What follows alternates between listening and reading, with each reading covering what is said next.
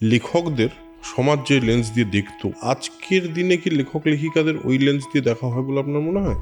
লেখক মনেই তাকে ভীষণ দুঃখে কষ্টে ক্লিষ্টে থাকতে হবে। কেন খালি পেটে পদ্য হয় না, গদ্য হয় না?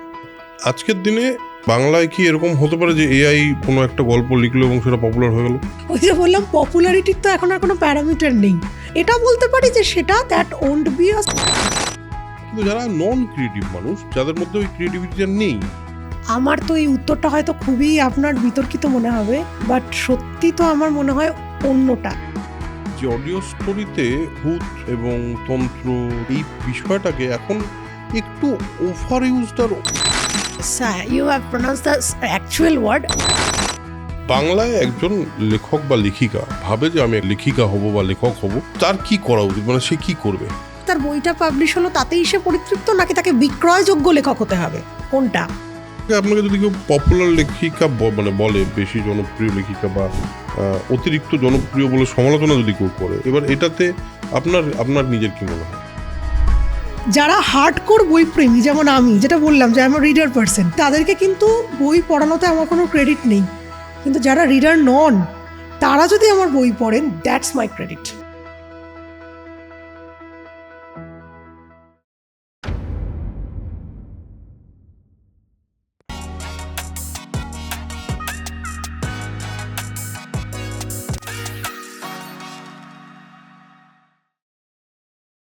তো আজকে আমাদের সঙ্গে আছেন দেবারতী মুখোপাধ্যায়।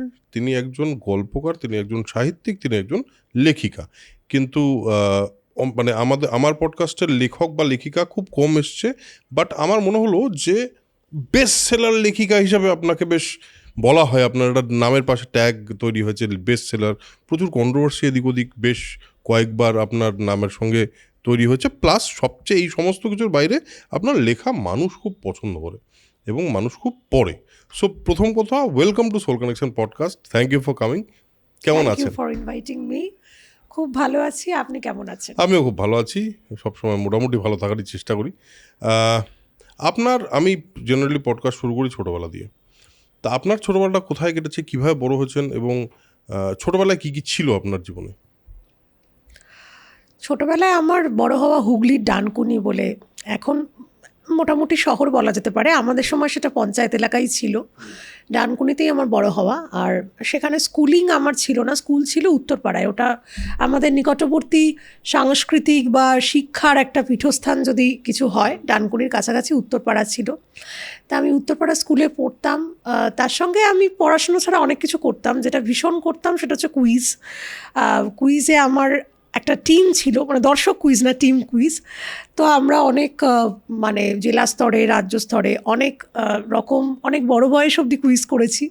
এছাড়া ডিবেট বা এক্সটেম্পো এইগুলোতে বেশি আমি জড়িত থাকতাম, নাটক করতাম। ছোটবেলায় আঁকা যেরকম একটা মানে বাঙালি শিক্ষিত বাঙালি মধ্যবিত্ত পরিবারে যেরকম ঠিক সমস্ত কিছুতেই ছেলে মেয়েকে বাবা মা চেষ্টা করেন যে সেই তার সাংস্কৃতিক একটা পরিমণ্ডল পাওয়ার, সবকটাই আমি করতাম ওই jack of all trades master of none টাইপের। তবে অনেক বড় অবধি কুইজটা আমি করেছি। বই পড়া কিরম ছিল ছোটোবেলায়? খুব ছিল, মানে আমি ছোট থেকে আমার ওটাই ছিল আইডেন্টিটি, যে আমার খুব একটা বন্ধু কোনোদিনই খুব বেশি ছিল না। আমি সারাদিন বই নিয়েই থাকতাম এবং আমার একটা করে টার্গেট থাকতো। মানে ধরুন বাড়িতে তখন তো আমরা বাইরের খাবার বেশি খেতাম না, বা ক্যাডবেরি এগুলো খুব, মানে চকলেট এগুলো খুব রেয়ার। বড়জোশী একটা লজেন্স ছিল ওই এক্লেয়ার্স বলে, সেইটা একটা পাওয়া যেত। তো ধরুন কোনো আমার মাসি বা পিসি কোনো আত্মীয় বা আত্মীয়া এসেছেন, তারা ধরুন কিছু একটা ভালো খাবার করা হয়েছে বা নিয়ে এসছেন, আমার খাবারটাকে তখনই তার প্রপার মানে টেস্টটা আমি পেতাম, সঙ্গে যদি একটা ভালো বই আমার থাকতো। মানে আমি কোনো একটা ভালো খাবার খাবো মানেই সেটা আমি আগে থেকে প্ল্যান করে নিতাম যে এটা আমি এটার সাথে খাবো, তাহলে আমার আর কি ওটা একটা মানে যুগলবন্দিটা আর কি একটা অপটিমাল হবে। আর এছাড়া আমি ছোট থেকে লিখতাম, ছোটোবেলায় অনেক ছোট ছোট গল্প, বিভিন্ন চরিত্র, অনেক ছোট থেকে, মানে নার্সারি, কেজি ওয়ানে। আমার একটা অদ্ভুত, মানে আমি একটু কল্পনার জগতে থাকতাম। যেমন আমি একটা ভ্যানে করে স্কুল যেতাম। তো আমার ভ্যানে আমি সবাইকে বলেছিলাম যে আমার বাড়ির ছাদে একটা ঘোড়া আছে, সেই ঘোড়ায় করে আমি ঘুরতে যাই প্রতিদিন রাতে। সেই ঘোড়াটা সাদা রঙের ঘোড়া, সেই ঘোড়ায় করে আমি রাত্রিবেলা মোটামুটি পরিদর্শন করে আসি মহল, আচ্ছা। এরকম। সেটা নিয়ে এতটাই তাদের ডিটেলিংয়ে রোজ একটা করে গল্প বলতাম, মানে আমি আর আমার সেই ঘোড়ার অভিযান নিয়ে, আর ওরাও তো আমারই বয়সী, তারাও শুনতো। এবার একদিন ইভেনচুয়ালি আমাদের গাড়ি খারাপ হয়ে গেছে না কি হয়েছে, ওরা এসে আমার বাবা মাকে জিজ্ঞাসা করছে ঘোড়াটা কোথায়। তো এরকম তখন হয়তো অনেক কথা বা অনেক শব্দ আমি কোনো বাছাবাছি করতাম না, মানে ধরুন কোন বইটা বড়দের পড়ার, কোনটা ছোটদের, আমি ছোট থেকে যা লেখার মানে অক্ষরের ফরম্যাটে যা পেতাম সেটাই পড়তাম। যে কারণে আমি ছোটোবেলায় অনেক শব্দ ধরুন মানে জানি না, সেটা পড়ে নিয়েছি, সেটাকে খুব বাজেভাবে আমি অ্যাপ্লাইও করে দিয়েছি, তাই নিয়ে অনেক অপ্রীতিকর অবস্থাতেও আমি পড়েছি।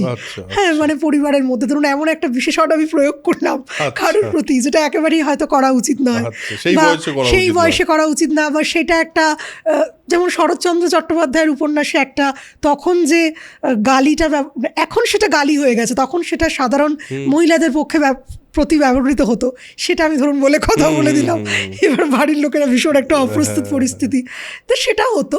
তো মোটামুটি ওই ক্লাস 1-2 থেকে আমি অনেক গল্প লিখতাম। 5-এ যখন পড়ি তখন ওই মিলেনিয়াম যে 2000 সাল, সেটার একটা খুব বড় লেখার একটা প্রতিযোগিতা হয়েছিল সংবাদ প্রতিদিনের, কথা প্রবন্ধে মিলেনিয়াম বলে। তার বিচারক ছিলেন সুনীল গঙ্গোপাধ্যায়, সৌমিত্র চট্টোপাধ্যায়, বিভাস চক্রবর্তী, আরও তখনকার দিকপাল সমস্ত বুদ্ধিজীবীরা। তো সেটাতে আমি জিতেছিলাম, এবং গোর্কি সদনে আমাদের খুব বড় করে একটা প্রাইজ দেওয়া হয়েছিল, এবং সেদিন আমি গিয়ে আমার মনে হয়েছিল তখনই, মানে that was the first time যে আমি কোনো লেখক শিল্পী এদেরকে কাছ থেকে দেখছি। তো সেটা দেখে আমার সুনীল গঙ্গোপাধ্যায়কে দেখে যে অরাটা আমি দেখেছিলাম, মানে ওনার কথা বলা, ওনার চারপাশের মানুষের ওর প্রতি যে মুগ্ধতা, সেটা আমাকে খুব ফ্যাসিনেট করেছিল। এবং আমার মনে হয়েছিল যে যদি কখনো লিখি, মানে এনাকে প্রেরণা করে কি এনাকে একটা ওই একলব্যর মতো গুরু করে আমার লিখবো, সেটা তখন মাথায় ছিল। তারপর যেমন হয় অনেক দিন পড়াশুনোর একটা গ্যাপ, আমাদের যেটা হয় 11-12 ইঞ্জিনিয়ারিং সব কিছু চাকরি বাকরি, তারপরে আবার একটা পরিণত বয়সে লেখাটা শুরু করার কথা মাথায় এসেছিল। প্রথম লেখা কি লিখেছিলেন জীবনে মনে আছে? মানে একদম প্রথমে না, বড় হওয়ার পরে? একদম প্রথম? হ্যাঁ, একদম প্রথমে আমি একটা ইংলিশ গল্প লিখেছিলাম, একটা কার্তিক কুমার বলে একটি ছেলেকে নিয়ে। সেটা মনে আছে এই কারণে, কারণ তখন তো ঘরে ঘরে কম্পিউটার থাকতো না, আমার বাবা সেটাকে বাবার অফিসে গিয়ে টাইপ করেছিলেন, করে সেটাকে প্রিন্ট করে আমার নাম দিয়ে প্রিন্ট করে স্টেপল করে একটা বইয়ের ফরম্যাট করে আমাকে নিয়ে এসে দিয়েছিলেন। আর সেটা আমার খুব মানে একটা, মানে তখন মনে হচ্ছিল যে আমি মানে লেখক হয়েই গেছি। তো ওইটা ওই কারণে মনে আছে। একটা ছেলে, সে আর কি অনাথ, অথবা সেটার মনে নেই, তার বাবা মা সঙ্গে তার যোগাযোগ হারিয়ে গেছে, সে একটা কোনো গুহায় গেছে, কোনো একটা দৈত্য টৈত্য এইসব নিয়ে একটা গল্প 3 না 4 পাতার আমি লিখেছিলাম ক্লাস 1 না 2-এ ইংলিশে, এটা মনে আছে। আচ্ছা, একটা বাচ্চার মাথায় যখন, আমার মনে হয় লেখক বা লেখিকা যারাই হয়ে থাকে, সে ছোটোবেলা থেকেই কোথাও না কোথাও তার মধ্যে ওই ব্যাপারটা থাকে আমার মনে হয়, বা একটা কিছু হয়তো থাকে, আবার কেউ সেটাকে নার্চার করে, কেউ করে না। তো আপনি যখন প্রথম দিকে আপনার কল্পনার জগৎটার কথা বলছিলেন, সেখানে সেই কল্পনা জগতের ইন্সপিরেশন কোথা থেকে আসতো? মানে বই পড়া থেকে নাকি আশপাশ দেখা থেকে? না, একেবারেই বই পড়া থেকে। তার কারণ এটা হয়তো শুনতে একটু রূঢ় লাগবে, কিন্তু আমরা যে প্রজন্মে বেড়ে উঠেছি, আমাদের প্রজন্মে কিন্তু আমরা মানে আমাদের আশপাশ বা আমাদের সমাজ বা আমাদের আত্মীয় স্বজন পরিজন, তারা যে খুব মানে এখনকার মতো অনেকটা যে আমরা নন জাজমেন্টাল হওয়ার চেষ্টা করি সেরকম কিন্তু ছিলেন না। না, আমাদেরকে নানা রকম যে টিজ বলুন বা একটা ওই যে অসুস্থ কম্প্যারিজন, যে কম্পেয়ার এখন আমরা বুঝছি, এখন আমরা আমাদের ছেলে মেয়েকে 10 বার সেটা ভাবি যেটা কম্পেয়ার করা হচ্ছে কিনা, তার শিশু মনে চাপ পড়ছে কিনা।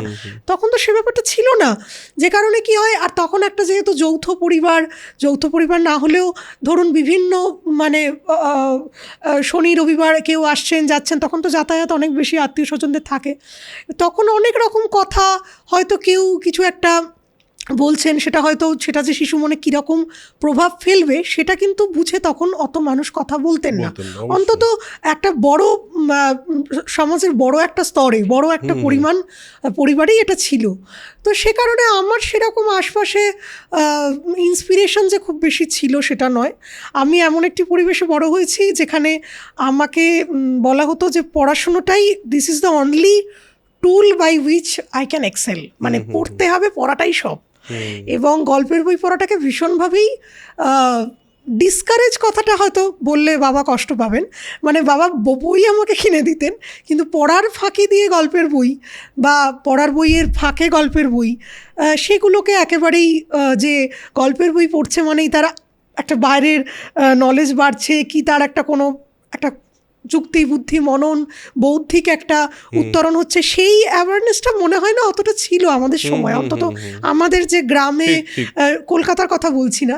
যে কারণে আমি ওই গল্পের বইই পড়তাম মেনলি। আমার ছোটোবেলায় খুব একটা ইন্সপিরেশনাল সিরিজ ছিল সুনীল গঙ্গোপাধ্যায়ের সন্তু কাকাবাবু, সেটা আমাদের প্রজন্মের অনেক ছেলেমেয়েরই তাই। আমি সন্তুর জায়গায় নিজেকে কল্পনা করতাম এবং কল্পনা করে ধরুন মিশর রহস্য পড়লাম বা জঙ্গলের মধ্যে এক হোটেল, যে এক একটা করে উপন্যাস পড়লাম, পড়ে সেইটার প্রেক্ষাপটটা তখন তো আমরা জানতাম না। মিশর চিনেছি আমি সুনীল গঙ্গোপাধ্যায়ের লেখা পড়ে, কি আফ্রিকা, মানে এগুলো তখন তো সাহিত্যিকদের লেখাতেই আমরা বেশি পড়তাম, তখন তো ইন্টারনেট বা এগুলো তো ছিল না। ঘুরেছি প্রচুর। তো সেটাতে আমি আমার মাথায় সেটা বিবর্তিত হতো, আবর্তিত হতো যে কিভাবে সেখানে আমি যদি কখনো যাই আমি কি করব। তারপর আরেকটা যেটা খুব বেশি আমার মনে হতো যে এই যে আমার জীবনটা, এটা আমি আজ থেকে 10 বছর কি 20 বছর পরে আমাকে কোথায় দেখতে চাই, সেটা আমি খুব ভাবতাম। যে এমন কিছু নয়, মানে ছোটো থেকে আমি কখনো বস্তুবাদী খুব একটা ছিলাম না, মানে মেটেরিয়ালিস্টিক যে প্লেজার যেটা, সেটা আমার কখনো খুব একটা ছিল না। যে কারণে বন্ধুদের সাথে খুব যে ঘোরা, ধরুন খুব দামি দামি জিনিস কেনা, এইগুলোতে যে তৃপ্তিটা অনেকেই পান সেটা আমি পেতাম না। আমি সবসময় একটু ভাবনার জগতে থাকতাম এবং বইয়ের জগতে থাকতাম এবং চিন্তা করতাম অন্য আঙ্গিক থেকে, সেটা নিয়ে অনেক রকম, মানে লোকে যেরকম বলে যে তুই তো সবসময় কি ভাবিস, এরকম একটা ভাবের ঘুরে থাকিস। হ্যাঁ, ভাবে পড়ে থাকিস। তো সেটাই আর কি। আপনার ওই কম্পিটিশনে ফার্স্ট হওয়ার পর তারপর আর লেখালেখি মানে চলছিল না সেই অর্থে, নিজের জন্য তুলছিল কি না, মানে আমি যেমন 4, 5, 6-এ আমি আমাদের বাড়িতেই একটা হাতে লেখা পত্রিকা তৈরি করতাম, নিজেই নাম পাল্টে পাল্টে সেখানে লিখতাম, মানে একদম পুরো কল্পনা থেকে এনে একজন নাম, তার শ্রেণী, তার কোথাও থেকে থাকে, কোথাও সে থাকে না, মানে সব কিছুই করে করে লিখতাম। এটা আমার মধ্যে বরাবরই ছিল এবং সেগুলো আমার আশপাশের মানুষরা জানতেন যে আমি লিখতে ভালোবাসি, আমি প্রচুর বই পড়ি। কিন্তু সেটাকে যে কখনো কেরিয়ার হিসেবে নেব বা লেখালেখিটা যে আমার জীবনের একেবারে ফার্স্ট প্রায়োরিটি হয়ে যাবে, সেইটা কখনো ভাবিনি। সেটা হলো কি করে, সেটা কোন পয়েন্ট থেকে আসলো, কিভাবে হলো, কখন ডিসাইড করলেন হ্যাঁ আমি লিখবো এবার প্রপারলি? হ্যাঁ, এটা আসলে আমি তো প্রথমে মানে বাই এডুকেশন মানে ইঞ্জিনিয়ার, তো আমি একটা আইটি কোম্পানিতে ছিলাম। আইটি কোম্পানিতে কিছুদিন থেকেই আমার মনে হলো যে এই চাকরি সর্বস্ব জীবন, মানে আমি বেশি দিন করতে পারবো না, কারণ আমার সবসময় চাকরি হোক পড়া হোক তার আলাদা একটা আমার নিজস্ব জগৎ লাগে, অন্তত দিনে সেটা 2-2.5 ঘন্টা, সেটা নিজের গল্পের বই পড়া হোক, কোনো ভালো সিনেমা দেখা হোক, ভালো চিন্তা, কোনো কিছু, যে কোনো কিছু ক্রিয়েটিভ কাজে, কিন্তু সেটাও এতটাই টাইম টেকিং একটা ক্ষেত্র। তো তখন আমার মনে হলো আমি সরকারি চাকরির প্রিপারেশান নেব। এবার আমি যেহেতু প্রচুর কুইজ করতাম, আমার আউটার নলেজ খুব স্ট্রং ছিল, আমি ইউপিএসের জন্য প্রিপারেশান নিতে শুরু করি, এরকম করে অনেকগুলো চাকরি পাই। যখন আমি মোটামুটি সেটেলড, আমি একটা রাষ্ট্রায়ত্ত ব্যাংকে জয়েন্ট ম্যানেজার, তখন আমার মনে হলো যে আর কি, মানে আমি তো চাকরি করছি, বাড়ি আসছি, ঠিক আছে, কিন্তু মানে ওয়্যার ইজ দ্য উইন্ডো, মানে আমার তো একটা কিছু, আমার ভেতরটাকে ভেন্ট আউট করার জন্য কিছু একটা লাগবে। তো তখন আমার মনে হলো যে তাহলে আমি লেখাটাই আবার শুরু করি। এমনি আমি যখন যেটা পারতাম সেটা করতাম, যেমন আমি বেহালা বাজাতে পারি, বেহালা বাজাতাম কিছুটা, শিখেছেন?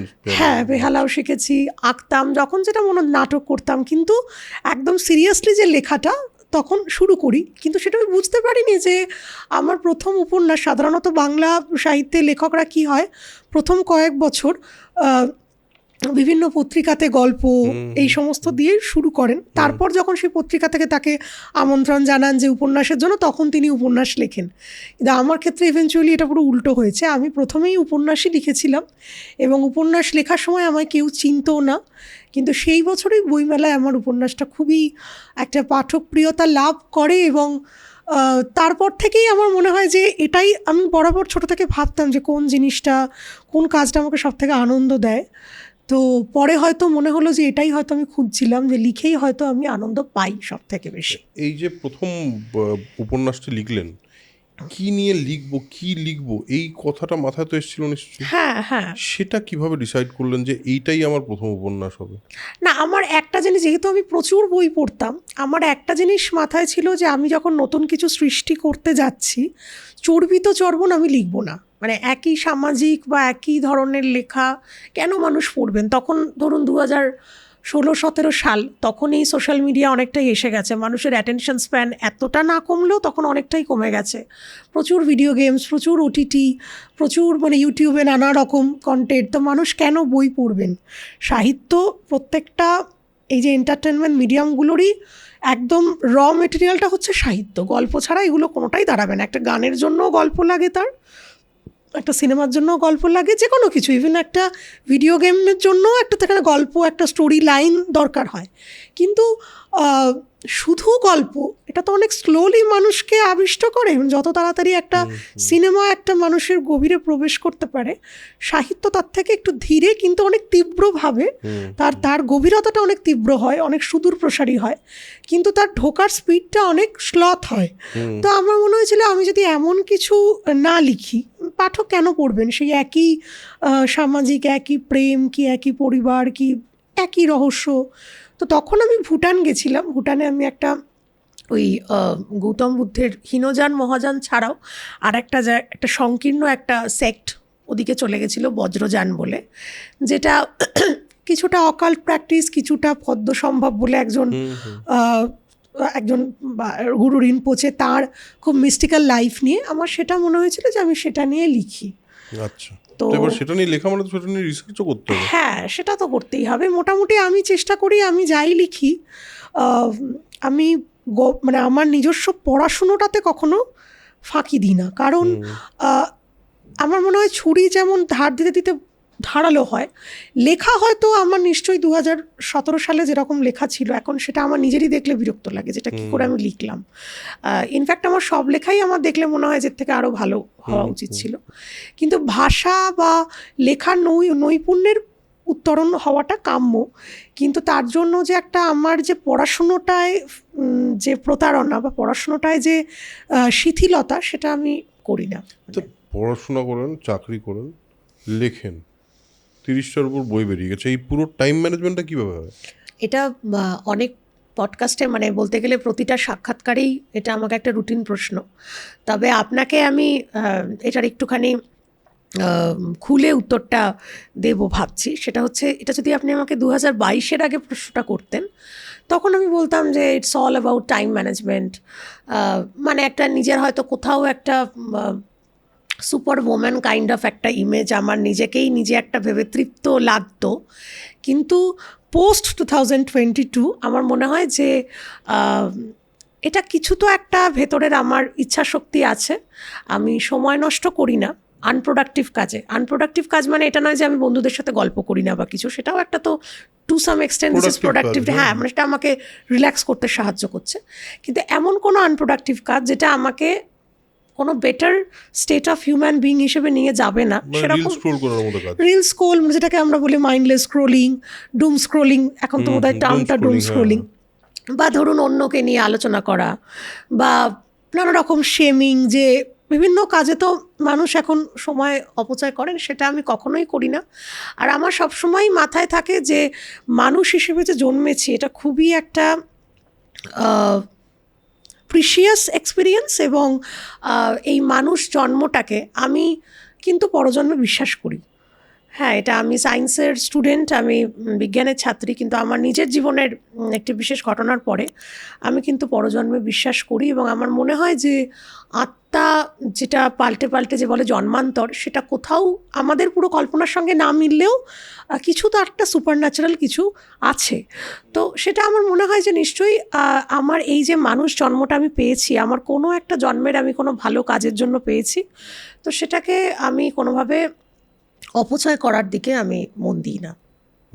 সেই কারণেই আপনার এই সবগুলো করতে কোনো আলাদা করে কোনো এফর্ট দিতে হয় না বলছেন? না, এফোর্ট কিছু দিতে হয় না, তার কারণ এই প্রত্যেকটা কাজই আমার ভালোবাসার কাজ, মানে যেটা আমার ভালোবাসার কাজ নয় সেটা আমি করি না। যেমন মানে কিছু একটা সাপোজ একটা কোনো জ্বরের লেখা প্রকাশক চাইছেন, পাঠক মহলে হয়তো সেটার একটা খুব চাহিদা আছে, আমি জানি সেটা হয়তো বাণিজ্যিকভাবে একটা খুব জনপ্রিয়তা পাবে সেই জ্বরে লিখলে এখন এই মুহূর্তে একটা। মানে কিরকম সেটা, মানে কিরকম ধরনের জ্বর? যেমন আমি প্রথম যখন লেখা শুরু করি তখন থ্রিলার, মানে বাংলা সাহিত্যে গোয়েন্দার একটা বিশাল রিচ লেগাসি আছে, কিন্তু থ্রিলার যেটাকে বলে সেটা কিন্তু খুব একটা ছিল না। থ্রিলারটা মোটামুটি 2016-17 আমি আরও 2-1টা উপন্যাস তখন বেরোয় আমাদেরই সহলেখক, সেই সময় ওই অ্যাডাল্ট যে থ্রিলার কনসেপ্টটা, মানে ইয়াং অ্যাডাল্টসদের থ্রিলার, সেটা বেরোয় এবং যেহেতু ওটা খুব কমার্শিয়ালি পপুলার হয়, প্রচুর মানুষজন থ্রিলারই মানে আমার কাছ থেকে চাইছেন প্রকাশকরা।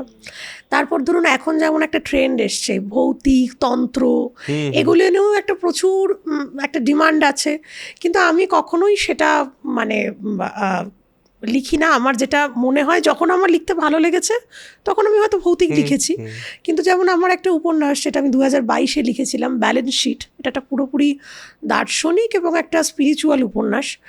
সেটা আমি জানতাম যে আমি যদি তার বদলে একটা কোনো আমার থ্রিলার উপন্যাস লিখতাম বা অন্য কোনো কমার্শিয়াল জড়ে এক্সপ্লোর করতাম, তাহলে সেটা অনেক বেশি সেল হতো যদি আমরা বাণিজ্যিক দিকে দেখি, কারণ at the end of the day প্রকাশক তো তার ব্যবসার কথাটা ভাববেন।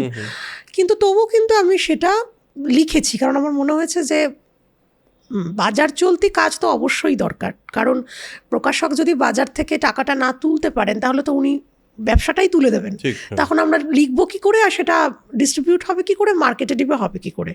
কিন্তু প্যারালেলি আমার মনে হয় যে ভালো কাজ বা অন্যরকম কাজ হওয়াটাও খুবই দরকার, কারণ মানুষের আর এখন যেভাবে যুগ এগোচ্ছে, আজকেই যেমন দেখছিলাম যে নেটফ্লিক্সও লাইক ইউটিউব ইনস্টাগ্রাম ওই ভার্টিক্যাল স্ক্রলিং শুরু করছে। আজকের আমি কাগজে পড়লাম, আজকের বোধহয় হিন্দুতে দেখলাম না টাইমস অফ ইন্ডিয়া দেখলাম। তার মানে কি, মানে নেটফ্লিক্স বলুন বা এই সমস্ত জায়েন্টরা, তারা তো সবসময় দেখবে যে মানুষের ট্রেন্ড কোন দিকে। তারা দেখছেন যে মানুষের অ্যাটেনশন স্প্যান এখন এত কম, একটা 2-2.5 ঘন্টা সিনেমা, তার থেকে সেই সিনেমাটার একটা জিস্ট করে করে যদি আমরা দেখিয়ে দিই 30 সেকেন্ডে কি 1 মিনিটে, সেটাও আমাদের একটা ভিউ দেবে।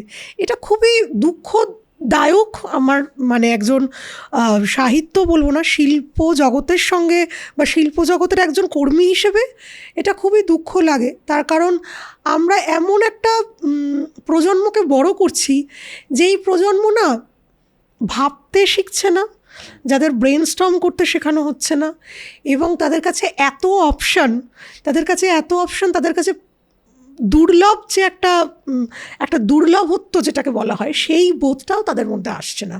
মানে আমাদের ছোটোবেলায় মনে আছে তখন তো 2টো চ্যানেল, DD1 আর ডিডি বাংলা, সেই গরমের ছুটিতে সিনেমা দিত সেগুলো। কিন্তু এখনকার যারা জেনারেশন, তাদের জন্য আমার খুব দুঃখ হয়, কারণ মনে হয় তাদের শৈশবটা তারা ঠিকমতো উপভোগ করতে পারলো না, এই কারণে তাদের টু মেনি অপশনস, সব কিছু তাদের অবাক হওয়ার কিছু নেই। আজকে আমরা যদি কিছু একটা শুনতাম, কোনো একটা গানের লাইন, আমার মনে আছে এটা একটা খুবই সামান্য উদাহরণ, আমি 6 না 7-এ প্রথম রাস্তায় বা কোথাও একটা কোনো ট্রানজিস্টারে শুনেছিলাম কবির সুমনের তোমাকে চাই গানটা আমি শুনে এত মহাবিষ্ট হয়ে গেছিলাম, যেখানে পারতাম সেখানে খুঁজছি, পাচ্ছি না। এই যে আমি খোঁজাটা, পুরো গানটার লিরিক্সটা আমি প্রায় 1 বছর ধরে বিভিন্ন লোকের কাছে খুঁজে যেটা পাওয়া, সেটা এখন তো 1 সেকেন্ডে মানুষ পেয়ে যাচ্ছে। যে কারণে তাদের মধ্যে মনে হয় সেই মানে একটা অনুভূতি, যেটা একটা কিছু পাওয়ার বা একটা কিছু অ্যাকোয়ার করার যে তৃপ্তি, সেটা হয়তো অনেক কমে গেছে, কারণ অ্যাভেলেবিলিটির জন্য এত বেশি অ্যাভেলেবল চাইছে সবকিছু। এতটা কিন্তু আগেও ছিল না, মানে আমি যখন লিখতে এসেছি 2016, 17, 18, তখন আমি দেখেছি যে একটা বাংলা বইয়ের উপন্যাস, একটা খুব উন্মাদনা আছে, কিন্তু I am not becoming pessimistic, but তবুও আমার মনে হচ্ছে যে এটা আমাদের বাংলা বইয়ের বাজার ক্রমশ খারাপ হচ্ছে।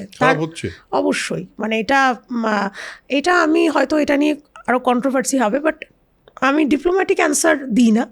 তার কিছুটা কারণ হচ্ছে আমার মনে হয় যে কিছু স্পেসিফিক অডিও স্টোরি, মানে ধরুন আজকে একটা কোনো কালজয়ী ক্লাসিক উপন্যাস, মানিক বন্দ্যোপাধ্যায় কি তারাশঙ্কর কি যে কোনো একটা কোনো বিখ্যাত দিকপাল সাহিত্যিকের কোনো, সেটার অডিও স্টোরিতে যতটা না রেসপন্স, তার থেকে লক্ষ লক্ষ গুণ রেসপন্স একটা অত্যন্ত নিম্নমানের, অত্যন্ত একটা যুক্তিহীন এবং হয়তো মানে একটা কি বলবো যৌন রস সমৃদ্ধ, একেবারেই সাহিত্যিক মেধা ছাড়া, মেধা বর্জিত কোনো একটা গল্প। কিন্তু যিনি অডিও স্টোরি নির্মাতা, তারা কি দেখবেন? তারা তো ব্যবসাটা দেখছেন, তারা দেখছেন আমাদের এই গল্পে রিচ হচ্ছে, সুতরাং তারা এই গল্পগুলোতে কনসেন্ট্রেশন কম করে, এই গল্পগুলোতে ওয়েটেজ কম দিয়ে তারা কিন্তু এই জাতীয় স্টোরির দিকে ঝুঁকছেন।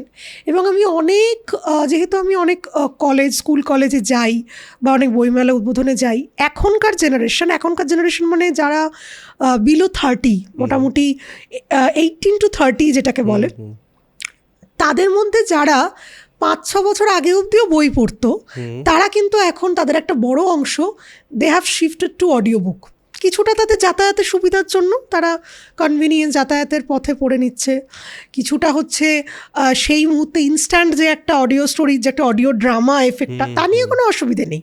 আজকে তো সে বেদ তো এককালে শ্রুতিই ছিল, বেদ তো শুনে শুনেই মানুষ শুনতেন, কিন্তু এতে করে কি হচ্ছে, আমাদের যে অ্যাকচুয়াল সাহিত্যগুলো বা এখনও যারা ভালো কাজ করছেন, সেগুলো যেন কোথাও ভীষণভাবে হারিয়ে যাচ্ছে এবং বঞ্চিত হচ্ছে। এটা এই অডিও স্টোরি নিয়ে আমারও এই রিসেন্টলি কারো একটা সময় কথা হচ্ছিল এমনি আড্ডাতে, যে অডিও স্টোরিতে ভূত এবং তন্ত্র, মানে এই বিষয়টাকে এখন একটু ওভার ইউজড আর অ্যাবিউজ করা হচ্ছে মনে হচ্ছে না? You have pronounced the actual word abuse, because ভূতের অনেক উচ্চমার্গের সাহিত্য আছে, ভূতের বিশ্ব সাহিত্য দেখুন, আমাদের দেখুন ভূতের ভৌতিক গল্প অনেক ভালো ভালো আছে, কিন্তু এমন গল্পগুলোতে ধরুন লক্ষ লক্ষ মানুষ শুনছেন যে গল্পগুলোতে না আছে কোনো শিক্ষা, না আছে কোনো মরাল ভ্যালিউস, না আছে কোনো ভৌতিক ঠিকমতো পরিবেশনা, হয়তো খালি নিষ্ঠুরতা, খালি একটা যুক্তিহীন গদগদে মানে একটা ভায়োলেন্স। তো এইটা আমার মনে হয় যে আমরা হয়তো অজান্তেই বা নিজেদের অবচেতনেই একটা বিরাট প্রজন্মকে একটা ভুল রুচির দিকে ঠেলে দিচ্ছি, যেইটার হয়তো অপকারিতাটা আমরা আরও 8-10 বছর পরে বুঝতে পারবো। এমন একটা প্রজন্ম তৈরি হবে যাদের বৌদ্ধিক সত্তাটা খুবই কম, না আমাদের যে ব্রেনেতে যে ওই কি যেন ওটাকে বলে হিপোক্যাম্পাস, যেটার মধ্যে মেমোরি স্টোর হয়, অ্যামিগডালা, এই যে পোর্শনগুলো, এগুলো যত নার্চার করা হয় তত সেগুলো তো ফ্লারিশড হয়, তাদের তো সেই অভ্যেসটাই গ্রো করছে না। এখনকার বাচ্চাদের তো প্রথমত আমরা যে ছোটোবেলায় ভাবতাম, তাদের কোনো ভাবার সময় নেই। এখন মানুষ ওয়াশরুমে গেলেও ফোন নিয়ে ঢুকছেন, কেন না সেই সময়টা উনি মাইন্ডলেস স্ক্রলিং করবেন। তাহলে whenever he or she is doing mindless scroll, তখন তো তার মস্তিষ্কটা তো ফাঁকা থাকছে না, সবসময় তো তিনি কিছু না কিছু একটা দেখছেন, যে কন্টেন্টটা বা যে তথ্যটা আপনার দূর দূরান্তে জানার দরকার নেই। মানে আপনার 10 বছর আগের কোনো বন্ধু গতকাল কার সাথে গিয়ে কফি খেয়েছে, সেটা আপনার কোনোভাবেই জানার দরকার নেই, বাট এই জাঙ্ক ইনফরমেশনগুলো আমাদের মাথায় ঢুকছে, যে কারণে গত বছরেই বোধহয় ওয়ার্ড অফ দ্য ইয়ার অক্সফোর্ডের হয়েছিল ব্রেন রট। মানে এইভাবেই আমাদের মস্তিষ্কটা পচে যাচ্ছে। তো সেটা তবুও আমরা এমন একটা মানে মাঝামাঝি জাংশনের জেনারেশন বলে হয়তো এটা আমরা কিছুটা তবু ছোটোবেলা বা বিফোর 2015 অবধি, যখন অবধি ইন্টারনেটটা এতটা মানে সাংঘাতিকভাবে সহজলভ্য ছিল না, আমরা হয়তো কিছুটা নার্চার করতে পেরেছি। এখনকার যারা প্রজন্ম, তারা বোধহয় খুব দুর্ভাগা, আমার এটাই মনে হয়, আমার তাদের জন্য খুব কষ্ট হয়, কারণ আমরা ছোটোবেলায় বা এখনও তারা আনন্দ পেতেই ভুলে গেছে। মানে একটা যে আনন্দ, কেউ কোনো কিছু একটা ভালো জিনিস দেখার যে বিস্ময় বোধটা তো ছোটোবেলায় শৈশবকে কৈশোরকে আরও বেশি স্ফুরণ ঘটায়, সেটা তাদের মধ্যে কমে যাচ্ছে। সেটা তাদের থেকেও বেশি তাদের পারিপার্শ্বিক সমাজের দোষ। আচ্ছা, এই যে অডিও স্টোরি নিয়ে, আজকাল তো অডিও স্টোরি বলতে আমার মনে হয় আজকাল পড়ার চেয়ে অনেক বেশি লোকে শোনে। তাতে আপনি যেটা বললেন যে কিছু মানুষ হয়তো সেই পুরনো সাহিত্য যেটা সে পড়তে পারতো না, সে শুনলো, তার একটা জ্ঞান অন্তত তৈরি হলো এই সাহিত্যটা এরকম, বা সে মানে শোনার মধ্যে দিয়ে পড়ে নিল, ধরে নিলাম। এই পড়া আর শোনার মধ্যে আপনার কি মনে হয় ডিফারেন্সটা কি, কোথায়? অ্যাপারেন্টলি আপনি পুতুল নাচের ইতিকথা পড়ছেন বা শুনছেন, দুটোতে পার্থক্য কিছু আছে বলে আমার মনে হয় না। কারণ আপনি পড়েও যে অনুভূতিটা হবে, শুনেও যারা শোনেন তারা শুনেও বলবেন সেই অনুভূতিটাই হবে। কিন্তু আমার মনে হয় যে পড়তে গেলে কোনো লেখা পড়তে গেলে আপনার মনোসংযোগটা একটু বেশি লাগে শোনার থেকে। সেইটা যেহেতু আমরা চর্চা করছি না, আমাদের যেহেতু রিডিং হ্যাবিটসটা চলে যাচ্ছে, এই মনোসংযোগের যে অভাব সেটা আরও বেশি করে প্রকট হচ্ছে। এই যে আমাদের মানে এখনকার প্রজন্মের বাচ্চারা, তাদের মধ্যে একটা দেখবেন কমন টার্ম আছে সমস্ত স্কুলে অধিকাংশ অভিভাবকদের মধ্যে, যে আমার বাচ্চার কোনো অ্যাটেনশন নেই। তার কিন্তু একটা বড় কারণ হচ্ছে যে আমরা যখন ছোট থেকে বড় হই, একটা স্টেপ বাই স্টেপ আমরা সিঁড়ি ভাঙা অঙ্ক দিয়ে উঠেছি। প্রথমে ঠাকুমা দাদুর কাছে গল্প শুনেছি, সিংহটা হরিণকে খেয়ে নিল, সিংহটা কেমন দেখতে জানি না, কল্পনা করেছি। তারও হয়তো 1 বছর পরে ছবি দেখেছি, তার 1-2 বছর পরে মোগলি দেখেছি। কিন্তু ওদের কি হচ্ছে, ওরা 2 মাস 3 মাস বয়স থেকেই ওরা ইউটিউবে এক্সপোজড হয়ে যাচ্ছে। ওরা প্রথম থেকেই ভিডিও দেখছে, যে কারণে সিংহটা যে কেমন দেখতে বা একটা রাজা যে কেমন দেখতে সেটা তো তার ব্রেন মানে স্টর্ম করছে না, সে তো প্রথমেই দেখে নিচ্ছে যে এমন দেখতে। এইটা বোধহয় টু সাম এক্সটেন্ট তাদেরকে সূক্ষ্ম যে মনন সেটাতে বোধহয় একটু দৈন্যতা জন্ম দিচ্ছে। কারণ যেটা আমরা, যেমন আগেকার দিনে আমরা যে অঙ্গটা ব্যবহার করি না সেটা তো আস্তে আস্তে আমাদের ইউজলেস হয়ে গেছে, এটাও হয়তো সেই দিকে যাচ্ছে। এটা খুব দুর্ভাগ্যজনক, এটা আমার মনে হয়। এই যে থ্রিলারের প্রতি মানুষের একটা আকর্ষণ বা লেখায়, মানে আপনাকেও অনেকেই থ্রিলার শব্দের সঙ্গে আপনার নামটা কানেক্ট করে, থ্রিলারের প্রতি যে আকর্ষণ, থ্রিলার গল্পের প্রতি যে একটা নতুন, এটা নব্য আকর্ষণ অ্যাকচুয়ালি, এই জিনিসটা কবে এবং কেন হলো বলে আপনার মনে হয়, এবং আপনার সঙ্গে যে থ্রিলারের কানেকশনটা করা হয় তাতে আপনার কি মতামত? না, প্রথমত নব্য আকর্ষণ কিন্তু নয়, বরাবরই কিন্তু থ্রিলার মানে যে লিটারেচারটা আপনাকে থ্রিল দেয়, যে জনরটা, সেটা ভৌতিক অথবা গোয়েন্দা বা এই হুডানিট জনরে, এটা কিন্তু মানুষকে একটা আলাদা যে অ্যাড্রিনালিন রাশ সেটা কিন্তু দেয়। যে কারণে সেই পাঁচকড়িতে প্রথম গোয়েন্দা চরিত্র থেকে গোয়েন্দা কৃষ্ণা, বরাবরই কিন্তু গোয়েন্দা সাহিত্যের একটা প্যারালাল মার্কেট ছিল, যেটা কিন্তু ওভার দ্য এজেস সাস্টেন হয়তো করেনি। হয়তো এক সময় এক বিখ্যাত গোয়েন্দা লেখক, মানে ধরুন 1930-40 সালের, তার লেখা হয়তো মুড়িমুড়কির মতো বিক্রি হতো, তার লেখা আজকে আর বেঁচে নেই, কিন্তু সেই মুহূর্তে মানুষকে অনেক বেশি অ্যাট্রাক্ট করেছে, এন্টারটেনমেন্ট দিয়েছে। তো সেটা আমার মনে হয় মানুষের সহজাত যে একটা হিউম্যান ইনস্টিংক্ট, যেটা আমি জানি না সেটা আমাকে বের করতে হবে। কি ভূত তো কিছুই না যেটা আমাদের বিয়ন্ড এক্সপ্লানেশন, কি কোনো কিছু নিষিদ্ধ, যে কারণে সমস্ত যেগুলো একটুখানি মানে আমাদের দৈনন্দিন জীবনযাপনের সঙ্গে হয়তো আসে না, সেটার প্রতি মানুষের একটা সহজাত আকর্ষণ। সেটা ছাড়া আমার আর কিছু মনে হয় না থ্রিলারের প্রতি মানুষের এই আকর্ষণটা বরাবরই, সেটা বিশ্ব সাহিত্যেও আছে এবং আমাদের বাংলা সাহিত্যেও আছে। আর আমার সঙ্গে থ্রিলার ট্যাগটা অ্যাসোসিয়েটেড হওয়ার সেটার কারণ হয়তো আমি নিজে, কারণ আমার প্রথম 2 কি 3টে উপন্যাস ছিল থ্রিলার, যদিও সেগুলো হার্ডকোর থ্রিলার না। আমি বরাবরই থ্রিলারের মধ্যে চেষ্টা করেছি ঐতিহাসিক একটা খুব ইরেজড কোনো একটা চ্যাপ্টার অফ দ্য হিস্ট্রি। যেন আমরা তো প্রত্যেকটা ইতিহাসই তো টু সাম এক্সটেন্ট পক্ষপাত দোষে দুষ্ট। সেই সময় যিনি ইতিহাসটা লিখছেন তিনি তার পার্সপেক্টিভ থেকে ইতিহাসটা লিখছেন। তো অন্য দিক থেকে, অন্য একটা অ্যাঙ্গেল থেকে সেই ইতিহাসটাকে যে বিনির্মাণ করা বা সেটাকে যে দেখানো বা সাবঅল্টার্নদের কথা বলা, সেইগুলো আমি আমার থ্রিলার লিটারেচারে রেখেছি। কিন্তু স্টিল ওটা হয়তো মানে ব্রডলি সেটাকে থ্রিলার ক্লাসিফাইডই করা হবে, সেটার জন্যই হয়তো ক্লাসিফাই করা হয়। বাট আমার নিজের যে খুব একটা থ্রিলার লিখতে ভালো লাগে সেটা নয়, মানে I am not a thriller person. আমি থ্রিলার পড়তেও খুব একটা ভালোবাসি না এখন। মানে আমার তো এটা মনে হয় যে মানুষের বয়সের সঙ্গে সঙ্গে মানুষের টেস্ট পাল্টায়। হ্যাঁ, আমি আজ থেকে 5 বছর আগে যে ধরনের লেখা পড়তাম, এখন আমি সেই লেখাগুলো আর পড়তে ভালো লাগে না। তো এখন এই মুহূর্তে আমি এখন আমার জীবনের যে পর্যায়ে দাঁড়িয়ে আছি, আমার থ্রিলার পড়তে ভালো লাগে না, লিখতেও খুব একটা ভালো লাগে না। কিন্তু লিখতে হয় মাঝে মাঝে হলেও, কারণ পাঠকদের জন্য, প্রকাশকদের জন্য। বাংলায় একজন লেখক বা লেখিকা সে যদি প্রথমবার নিজের একটা লেখা নিয়ে ভাবে যে আমি মানে লেখিকা হব বা লেখক হব, তো তার কি করা উচিত, মানে সে কি করবে? না, লেখক হবটা তো মানে একটা টার্মটা ঠিক ডিটারমিন্যান্ট হলো না এই কারণে, লেখক হব মানে তাকে কি না, সে বই পাবলিশ করবে, সে না, বাট সে কি হ্যাপি যে তার বইটা পাবলিশ হলো তাতেই সে পরিতৃপ্ত, নাকি তাকে বিক্রয়যোগ্য লেখক হতে হবে? কোনটা? দুটোর মধ্যে পার্থক্য আছে। বিক্রয়যোগ্য লেখক যদি হতে হয়, বিক্রয়যোগ্য লেখক যদি হতে হয়, এই প্রশ্নটাও যদি আপনি আমাকে 6-7 বছর আগে করতেন, আমি উত্তরটা অন্য দিতাম, যে তাকে প্রথমে ছোট ছোট লিখে কখনো ডিজিটাল তিনি রিডার্স বেস তৈরি করতে পারেন, কখনো পত্রিকার মাধ্যমে করতে পারেন। কিন্তু এখন যা হয়ে গেছে লাস্ট বিশেষ করে গত 1-1.5 বছরে, এখন সব কিছুই হয়ে গেছে মার্কেটে কন্টেন্ট। মানে ধরুন, আমি যেমন সম্প্রতি আমি উল্লাসকর দত্তকে নিয়ে একটা খুব বড় উপন্যাস লিখেছি, উল্লাসকর বলে। এবার উল্লাসকর দত্তকে নিয়ে আমি একটি 400 পাতার উপন্যাস লিখলাম। তার জীবনের যে বাঁকগুলো, সেইগুলোকে জিস্ট করে কেউ একজন একটা 1.5 মিনিটের রিল দিয়ে দিল। সেই রিলে তো ধরুন কয়েক কোটি মানুষ সেটা দেখলেন, আমার উপন্যাসটা হয়তো তার 0.001% মানুষ পড়লেন।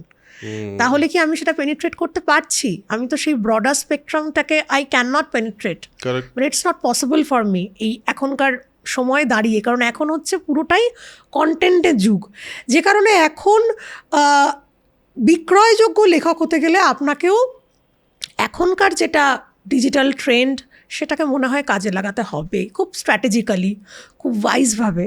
Obviously there should be a differentiation between a writer and a mere content creator. But হয়তো কিছু আপনাকে পড়ে, যে কারণে যেটা আমরা ইভেন এখন তো আমরা দেখছি বিদেশেও ড্যান ব্রাউন বা রাউলিং, তারাও দেখি মাঝে মাঝে ছোট ছোট ব্লার পড়ে একটা করে করে স্নিপেট দেন। It's all about marketing. যে আপনাকে ধরুন, আপনি একজন বই পড়তে ভালোবাসতেন, আমি এমন প্রচুর মানুষের সাথে আমার প্রায় দিন দেখা হয় যারা 8-10 বছর আগে অবধিও নিয়মিত বই পড়তেন, এখন তারা আর বই পড়েন না। এখন তারা ফেসবুকে থাকেন, কি এখন তারা অন্য কিছু করেন, আর তারা বই পড়েন না। এই মানুষগুলোকে আবার ফিরিয়ে আনার জন্য এই ওয়েটা কিন্তু খুব ইউজফুল। বাট যারা কোনোদিনই বই পড়েনি, মানে যে প্রজন্মটা এখন তৈরি হচ্ছে, যারা পুরোপুরি হ্যাবিচুয়েটেড রিলেতেই, পুরোপুরি হ্যাবিচুয়েটেড 30 সেকেন্ডের কন্টেন্টেই, তাদেরকে কতটা আনা সম্ভব এটা আমার খুব ডাউট আছে। মানে এটা আমি নিজের সঙ্গে নিজে চিন্তা করি, কারণ আমার মনে হয় যে কোনো শিল্প বা যে কোনো এটা তো একটা, বইটাও তো একটা বাজার, বাংলা বই বাজার দাঁড়িয়ে থাকে তার 10 বছর বা 15 বছর পরের ফিউচারিস্টিক ভিশনের ওপরে। আমার নিজেরও মনে হয় যে 10-15 বছর পরে হয়তো একটা প্যারাডাইম শিফট হবে, যেটা হয়তো ভালো হবে না। কারণ এখনই আমি নিজেই ফিল করি, গত 7-8 বছরে 2016-17 যে উন্মাদনাটা ছিল মানুষের মধ্যে, তাদের মধ্যে অনেকেই কিন্তু এখন, যারা রেগুলার রিভিউয়ার ছিলেন, তাদের মধ্যে এখন অনেকেই ওটিটিতে পুরোপুরি শিফট করে গেছেন। তারা রেগুলার ওটিটি দেখেন, কি তারা রেগুলার অডিও স্টোরি শোনেন। তো বইয়ের প্রতি মানুষ মুখ ফেরাচ্ছে। এটা এবার এখানে হয়তো কোনো প্রকাশক পরিসংখ্যান দেবেন যে না, আমার অমুক বই মেলায় এত বই বিক্রি হয়েছে। এবার দেখুন, জেলা মেলা, একটা জেলায় গেলাম, সেখানে কলকাতার আশপাশের জেলার মানুষরা অনেক বেশি বই পড়ে, সেটা অনস্বীকার্য। এখনও সেখানে বই পড়ার অভ্যেসটা আছে। কিন্তু তবুও যদি আমরা পরিসংখ্যান ওয়াইজ যাই, সেটা কিন্তু মনে হয় যে কিছুটা হলেও নিম্নমুখী। তার আরেকটা বড় কারণ হচ্ছে আমাদের বাংলা ভাষার প্রতি কন্টিনিউয়াস যে তুচ্ছতাচ্ছিল্য, একদিকে হিন্দির আগ্রাসন, আরেকদিকে ইংরেজির আগ্রাসন, যে কারণে বাংলা ভাষাটা সব দিক থেকেই মানে একটা উভয় সংকট অবস্থা। যখন আগেকার দিনে, মানে আগেকার সময় লেখকদের আমরা যেই লেন্স দিয়ে দেখতাম, সমাজ যে লেন্স দিয়ে দেখতো, আজকের দিনে কি লেখক লেখিকাদের ওই লেন্স দিয়ে দেখা হয় বলে আপনার মনে হয়, নাকি লেন্সটা বদলেছে? আমি আপনার প্রশ্নতেই আপনাকে করি, আজ থেকে 100 বছর আগে বা আজ থেকে 70-80 বছর আগে একজন নায়ককে মানুষ যে লেন্স দিয়ে দেখতেন, বা একজন বৈজ্ঞানিককে মানুষ যে লেন্স দিয়ে দেখতেন, এখন কি আর সেই লেন্স দিয়ে দেখেন? অবশ্যই নয়। সব change is the only constant. কারণ আজকে জীবনানন্দ দাশের সময়, কি তারও আগে ধরুন, যখন প্রথম উপন্যাস লিখছেন রবীন্দ্রনাথের দিদি স্বর্ণকুমারী দেবী, তখনকার লেখক মানেই হচ্ছে তারা অন্তঃপুরে থাকবেন। মানে সেটা নারী লেখক হলে তো ছেড়েই দিন, পুরুষ লেখকও তাই। এবং তারা হবেন জাগতিক আর্থিক সমস্ত ব্যাপারে উদাসীন, অথচ সেই লেখককেও কিন্তু সেই বাজার থেকেই মাছ মাংস কিনতে হয় যেখান থেকে আপনি বা অন্যরা কেনেন। যে কারণেই তারাশঙ্কর, এরকম তো আমরা কত অ্যানেকডোট শুনি, এগুলো শুনে আমরা গৌরবান্বিত হই, বাট এটা মনে হয় টু সাম এক্সটেন্ট আমাদের লজ্জা। সে কারণেই আজকে আমাদের বাংলা ভাষার এই দৈন্য দশা, যে তারাশঙ্কর বন্দ্যোপাধ্যায় এতটাই তার দরিদ্র অবস্থা, তিনি তার বই বেস্টসেলার, তিনি রয়্যালটির জন্য যাচ্ছেন, প্রকাশক তাকে দুর্ব্যবহার করে তাড়িয়ে দিচ্ছেন। এটা তো তারাশঙ্করকে যদি তাড়িয়ে দেওয়া হয় সেটা তো বাংলা ভাষার লজ্জা। মানিক বন্দ্যোপাধ্যায়ের স্ত্রী যদি মানিক বন্দ্যোপাধ্যায়কে মৃত্যুর সময় হসপিটালে নিয়ে যাওয়া ট্যাক্সি ভাড়া না থাকে, যেখানে মানিক বন্দ্যোপাধ্যায়ের মানে উপন্যাস, আমার তো মনে হয় 3 বন্দ্যোপাধ্যায় তারা যদি ইংরেজিতে লিখতেন তারা নোবেল প্রাইজ পাওয়ার উপযুক্ত। তো সেগুলো তো একটা কোনো যে কোনো লিটারেচারের জন্যই লজ্জার। আমাদের বাঙালিদের সমস্যাটা হচ্ছে আমরা ওই দারিদ্র্যকে এত গ্লোরিফাই করেছি একটা সময়, মানে পভার্টি গ্লোরিফিকেশন এবং যে কোনো কৃচ্ছ সাধনকে গ্লোরিফিকেশন, এবং কষ্ট দুঃখ এগুলোকে আমরা গ্লোরিফাই করতে করতে সেটাকেই আমরা বেঞ্চমার্ক ধরে নিয়েছি, কিন্তু সেটা তো নয়। লেখক মানে তার টাকা হতে পারে না, টাকা হতে পারে না, এবং লেখক মানেই তাকে ভীষণ দুঃখে কষ্টে ক্লিষ্টে থাকতে হবে। কেন? মানে খালি পেটে তো গদ্য হয় না, খালি পেটে পদ্য হয় না, গদ্য হয় না। কিন্তু একটা জিনিস ছিল, আগে একটা হিরো ওয়ার্শিপের জায়গা ছিল লেখকদের, সেটা সমাজের চোখে, যদি মানে কিছু লেখকের অন্তত পক্ষে সমাজের চোখে, মানে আমাদের অন্যান্য রাজ্যে সেই অর্থে যার কাছে কে টপ টিয়ার অফ মানে সোসাইটি যদি বলা হয়, তাহলে যে সবচেয়ে বেশি ব্যবসায়ী, যে সবচেয়ে বেশি টাকা আছে, সে হলো top tear of the society. But এখানে কিন্তু বিষয়টা তার ছিল না। এখানে কিন্তু বিষয়টা ছিল যে যত বেশি শিক্ষিত, ইন্টেলেকচুয়াল, যে যত বেশি ইন্টেলেকচুয়াল, যে রাইটার্স হতে পারে, তিনি গায়ক গায়িকা হতে পারেন, যার মধ্যেও ইন্টেলেকচুয়াল মেধাটা আছে। তো মেধা অনুযায়ী আমাদের ওই টপ টিয়ারটা সিলেক্ট মানে আগে তৈরি থাকতো, বা আমরাও ওইভাবেই লুক আপ টু করেছি। আমাদের পাড়ায় যে মানুষটির পড়াশোনা সবচেয়ে বেশি, তাকে দেখলে প্রণাম করতে হবে, এটা আমাদের শেখানো হয়েছিল। এইটা তো বদলেইছে, এটা তো কমপ্লিটলি বদলেছে বলেই আমার মনে হয়। আপনারও তো মনে হয় যে একই মত হবে। কিন্তু এটার পেছনে কি শুধুমাত্র আজকের এই সমাজের পরিবর্তন কারণ, নাকি আস্তে আস্তে আস্তে আস্তে মানও পড়েছে? একটা বড় কারণ হচ্ছে আমাদের গ্লোবালাইজেশন, ওপেন ইকোনমি, এবং একটা ক্যাপিটালিস্টিক সমাজ ব্যবস্থার প্রতি একটা অদম্য যে আকর্ষণ। মানে আমাদের একটা করে আপনি যদি, আমি এটাকে একটু অন্য দিক থেকে শুরু করছি উত্তরটা দেওয়া। ধরুন আমাদের কোনো জিনিসের প্রতি প্রথমে বোঝানো হয় এটা ভালো, তারপর সেটা বাধ্য করা হয় আমাদের ইউজ করতে। It's all consumeristic society. সেইটা কনজিউমারিস্টিক সোসাইটি থেকে আমরা এটা বিশ্বাস করতে শিখেছি যে সমাজের যে স্তরের মানুষদের ক্যামেরার সামনে দেখা যায়, সে যেভাবেই হোক না কেন, তারা বুঝি এখন একটা কেষ্টবিষ্টু যেটাকে বলা হয়। কিন্তু সেটা কি ঠিক? মানে সেটা তো সবার ক্ষেত্রে সেটা তো ঠিক নয়। এবং এখনও ধরুন যে এত শিল্প, সাহিত্য, সিনেমা, ওটিটি তৈরি হচ্ছে, সব থেকে বেশি কিন্তু প্রচারের আলো তার উপরেই পড়ে যিনি সামনে, মানে যে দিকতা হয় ও বিকতা হয়, সেইটা একটা খুব বেশি হয়ে গেছে। আর দ্বিতীয় কথা হচ্ছে সমকাল কিন্তু কখনোই খুব একটা হিরো ওয়ার্শিপ করেনি। মানে আমার যখন আগে খুব ডাউন থাকতাম, আমি একটা সময় একটা বই ছিল ডক্টর বিজন ঘোষালের ক্রুশবিদ্ধ রবীন্দ্রনাথ। মানে রবীন্দ্রনাথকে যে কীভাবে ক্রমাগত এখনকার ভাষায় ট্রোল করা হয়েছে, নানা রকম কদর্যভাবে আক্রমণ করা হয়েছে, কটূক্তি করা হয়েছে, যেটা অনেকটা কমেছিল উনি 1913 সালে নোবেল প্রাইজ পাওয়ার পরে, তাও পুরোটা কমেনি। তো এটা বোধহয় একটা বাঙালির স্বভাব, বাঙালি জাতির একটা স্বভাব হচ্ছে সমকালের কাউকেই প্রতি একটা যে প্রশংসা বা তাকে যে একটা উঠতে দেওয়া, সেটাতে বোধহয় একটু দৈন্যতা বাঙালির থাকে। এটা ছাড়া মনে হয় না। তবে হ্যাঁ, একটা সময় সমাজের সবচেয়ে বড় সেলিব্রিটি ছিলেন বৈজ্ঞানিক, সাহিত্যিক, এরা। এখন বিষয়টা পুরো উল্টে গেছে। এখন যদি কোনো অনুষ্ঠানে আপনি যান, একজন বিখ্যাত বৈজ্ঞানিক বসে আছেন, একজন, with due respect to all, একজন কোনো জনপ্রিয় সিরিয়ালের অভিনেতা বা অভিনেত্রী বসে আছেন, সবাই কিন্তু এনাকেই, মানে মিডিয়াও এনাকেই সমস্ত অ্যাটেনশন দেবে, দর্শকও এনাকেই অ্যাটেনশন দেবে। তো এটা তো অবশ্যই একটা আমাদের নৈতিক অধঃপতন, শুধু না আমাদের রুচির অধঃপতন। এবং আমাদের পুরো সমাজ হিসেবে এটা একটা ব্যর্থতা। এবং কনজিউমারিজম তার বিরাট একটা বড় কারণ, বিরাট বিরাট বিরাট যেটা অংশ। আপনি বললেন, কারণ প্রত্যেকটা মানুষ বিক্রি করার জন্য কাজ করছে। হ্যাঁ, এবং নট অনলি দ্যাট, আমাদের এখন কিছু কিছু যে বেসিক প্রোডাক্ট, যে প্রোডাক্টগুলো এখন একটা ইন্ডিসপেন্সিবল হয়ে গেছে, অথচ সেটা 100 বছর আগে হয়তো আমাদের কোনো অস্তিত্বই ছিল না আমাদের সমাজে। পশ্চিমী জগৎ আমাদের প্রথমে শিখিয়েছে যে এইটা ইউজ করাটা উচিত, অথচ না করলেও কিন্তু আমরা কিন্তু ছিলাম গত 100 বছর আগে অবধি। আপনি মেয়েদের বিউটি প্রোডাক্টস দেখুন না, একটা মেয়ের বিউটি প্রোডাক্টস বলুন বা তার ন্যূনতম যে এখন লাইফস্টাইল, এটা তো ম্যাক্সিমামটাই পশ্চিমী দুনিয়া থেকে। আমাদের যে একটা একটা যে অর্গ্যানিক বা একটা ন্যাচারাল বিউটির যে একটা এখানে ছিল, সেটা তো নেই। তো এগুলো সবই আমরা প্রভাবিত হয়েছি পশ্চিমী সংস্কৃতি থেকে, কনজিউমারিজম, হেডোনিজম।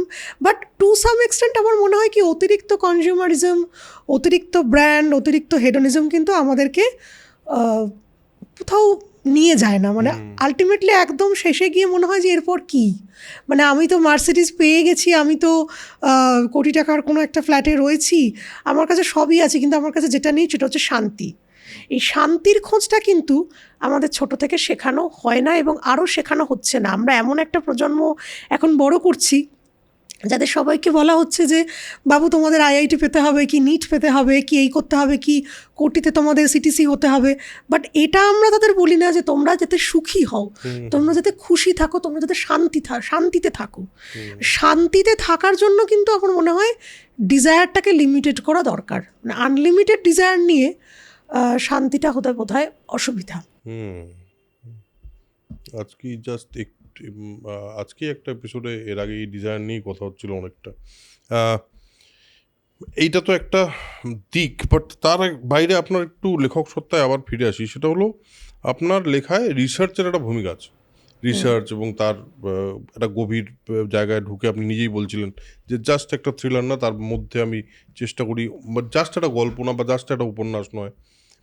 এই রিসার্চের প্রসেসটা কীরকম, বা এরকম রিসার্চের অভিজ্ঞতায় আপনি যদি শেয়ার করতে ইচ্ছা হয়, যেটা নাকি সত্যি মনে হয়েছিল হ্যাঁ এই রিসার্চটা করে একটা অন্যই জিনিস জানলাম যেটা আমার পক্ষে কোনোদিনই জানা সম্ভব ছিল না।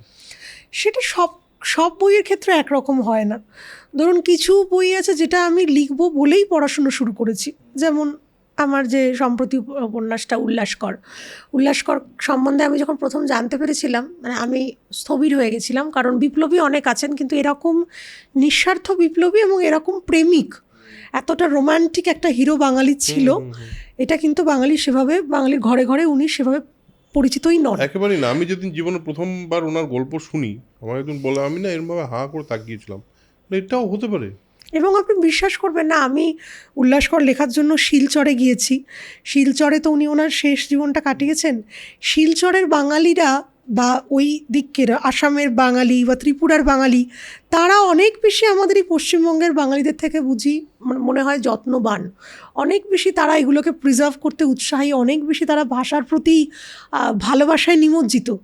তো যেগুলো এরকম প্রথমেই ঠিক করিনি, সেটার জন্য রিসার্চ করি। কিন্তু কিছু কিছু উপন্যাস যেমন আমার কাছে ভেতরে তৈরি হয়ে যায়, যেমন আমার একটি উপন্যাস আছে ব্যালেন্স শিট বলে, সেটা আমি নিজে একটি খুব বড় অসুখ থেকে উঠে আমি বেশ দীর্ঘ কয়েক মাস আমি কমপ্লিটলি প্যারালাইজড ছিলাম। এইটাই আমি তাহলে আপনি যখন তুললেন এই কথাটা, আমি জিজ্ঞেস করতে চাই, আপনি জিবি সিনড্রোমের আক্রান্ত হয়েছিলেন। হ্যাঁ, এটা তো একটা খুব বড় ফেজ অফ ইয়োর লাইফ। তো এইটা সম্পর্কে একটু বলুন, মানে কি হয়েছিল এক্স্যাক্টলি? আমার যেটা মনে হয় এখন যখন when I look back, আমার মনে হয় যে অতিরিক্ত ট্রমা বা অতিরিক্ত স্ট্রেস কিন্তু আপনার শরীরে প্রভাব ফেলে, ম্যানিফেস্ট করে। হ্যাঁ, শরীর ম্যানিফেস্ট করে। সেটা আমার সময় হয়েছিল। আমি তার আগে 10-15 দিন বিভিন্ন কারণে প্রচণ্ড স্ট্রেসড ছিলাম, এবং হঠাৎ করে আমি একদিন সকালে উঠে ফিল করলাম যে আমার পা থেকে আমি কোনো সার পাচ্ছি না, পা থেকে অবশ হয়ে যাচ্ছে। এবার ন্যাচারালি তখন জিবি সিনড্রোম নিয়ে এতটা অ্যাওয়ারনেস ছিল না। এটা বেশ কিছুদিন আগে? হ্যাঁ, 2022 সাল। আচ্ছা। তো তখন এতটা অ্যাওয়ারনেস ছিল না, আমাকে হসপিটালে নিয়ে যাওয়া হতে আমাকে প্রথমে অর্থোপেডিকে দিয়ে দেওয়া হলো, অথচ অর্থোপেডিকে কোনো সমস্যা নেই। তারপরে যেই ডিটেক্ট করা যাচ্ছে না, ওনারা বললেন হয়তো আপনার কোনো মানসিক সমস্যা হচ্ছে, আপনি স্ট্রেসে ছিলেন। প্রায় 7 থেকে 8 দিন পর যখন আমার মানে পুরোই অবশ ভাবটা অনেকটা অবধি চলে এসছে, মানে অলমোস্ট অ্যাটাকড মাই লাংস, সেই রকম সময় ওখানকার যিনি নিউরোলজিস্ট তিনি ডিটেক্ট করেছিলেন লাম্বার পাংচার টেস্ট করে যে it was a very rare neuro disease, Guillain Barre syndrome. তো এই সময়টা আপনি বিশ্বাস করবেন না, আমি তার আগে I use to lead a very very busy life. মানে সে সময় আমার ছেলের 2.5-3 বছর বয়স।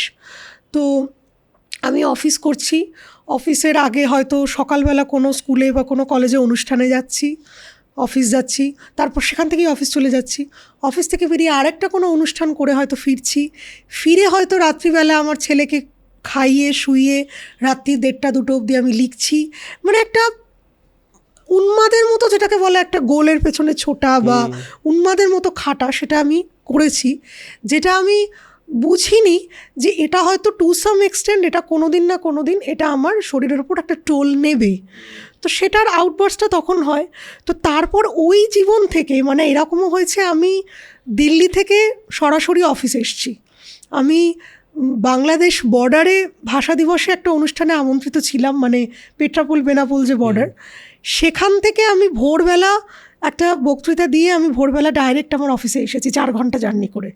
আবার অফিস করে আমি হয়তো অন্য কোনো প্রোগ্রামে গেছি, তারপর বাড়িতে গিয়ে আমি রাত্রি 2-2:30 অবধি লিখেছি, কারণ লেখাটা তো আমাকে লিখতেই হবে, ওটা তো ডেডলাইনটা আছে। তো এই রকম একটা জীবনযাত্রা থেকে আমি যখন হঠাৎ করে এমন একটা জীবনযাত্রায় গিয়ে পড়লাম যখন আমি পাশ পর্যন্ত ফিরতে পারি না, মানে আমাকে পাশটাও ফিরিয়ে দিতে হয়। আমি কথা বললে মানুষ বুঝতে পারে না আমি কি বলছি, কারণ আমার মুখটাও প্যারালাইজড হয়ে গিয়েছিল, এবং ফেশিয়াল মাসেলগুলো যেহেতু রেস্টোর হতে অনেক সময় লাগে, আমি হাসছি কিন্তু মানুষ বুঝতে পারছে না যে আমি হাসছি। এবার আমার ছেলে তখন খুবই ছোট, সে নানা রকম কসরত করে মাকে হাসাবার চেষ্টা করছে, কিন্তু আমার তো মুখটা তো খুলছে না, এখানটা তো পুরো অবশ, আমি জল খেতে পারছি না, জলটা যখন খেতে যাচ্ছি জলটা পড়ে যাচ্ছে। এই রকম যে ফেজটা, এবং সেটা কিন্তু নট অনলি 1 or 2 days, এটা উইকস আফটার উইকস যখন হতে থাকে, তখন আপনার জীবনের প্রতি না দৃষ্টিভঙ্গিটা বদলে যাবে। তখন মনে হবে কি যে এই যে আমাদের দৌড়নো, এই যে আমাদের মানে জ্ঞান হওয়ার পর থেকেই কোনো না কোনো রকমভাবে ইঁদুর দৌড়ে যুক্ত করে দেওয়ার একটা ভীষণ চেষ্টা চলে, সেটা পড়াশুনোর ক্ষেত্রে ইঁদুর দৌড়, সেটা অফিসে চাকরির ক্ষেত্রে, প্রমোশনের ক্ষেত্রে, টিকে থাকার ক্ষেত্রে ইঁদুর দৌড়, লেখার ক্ষেত্রে।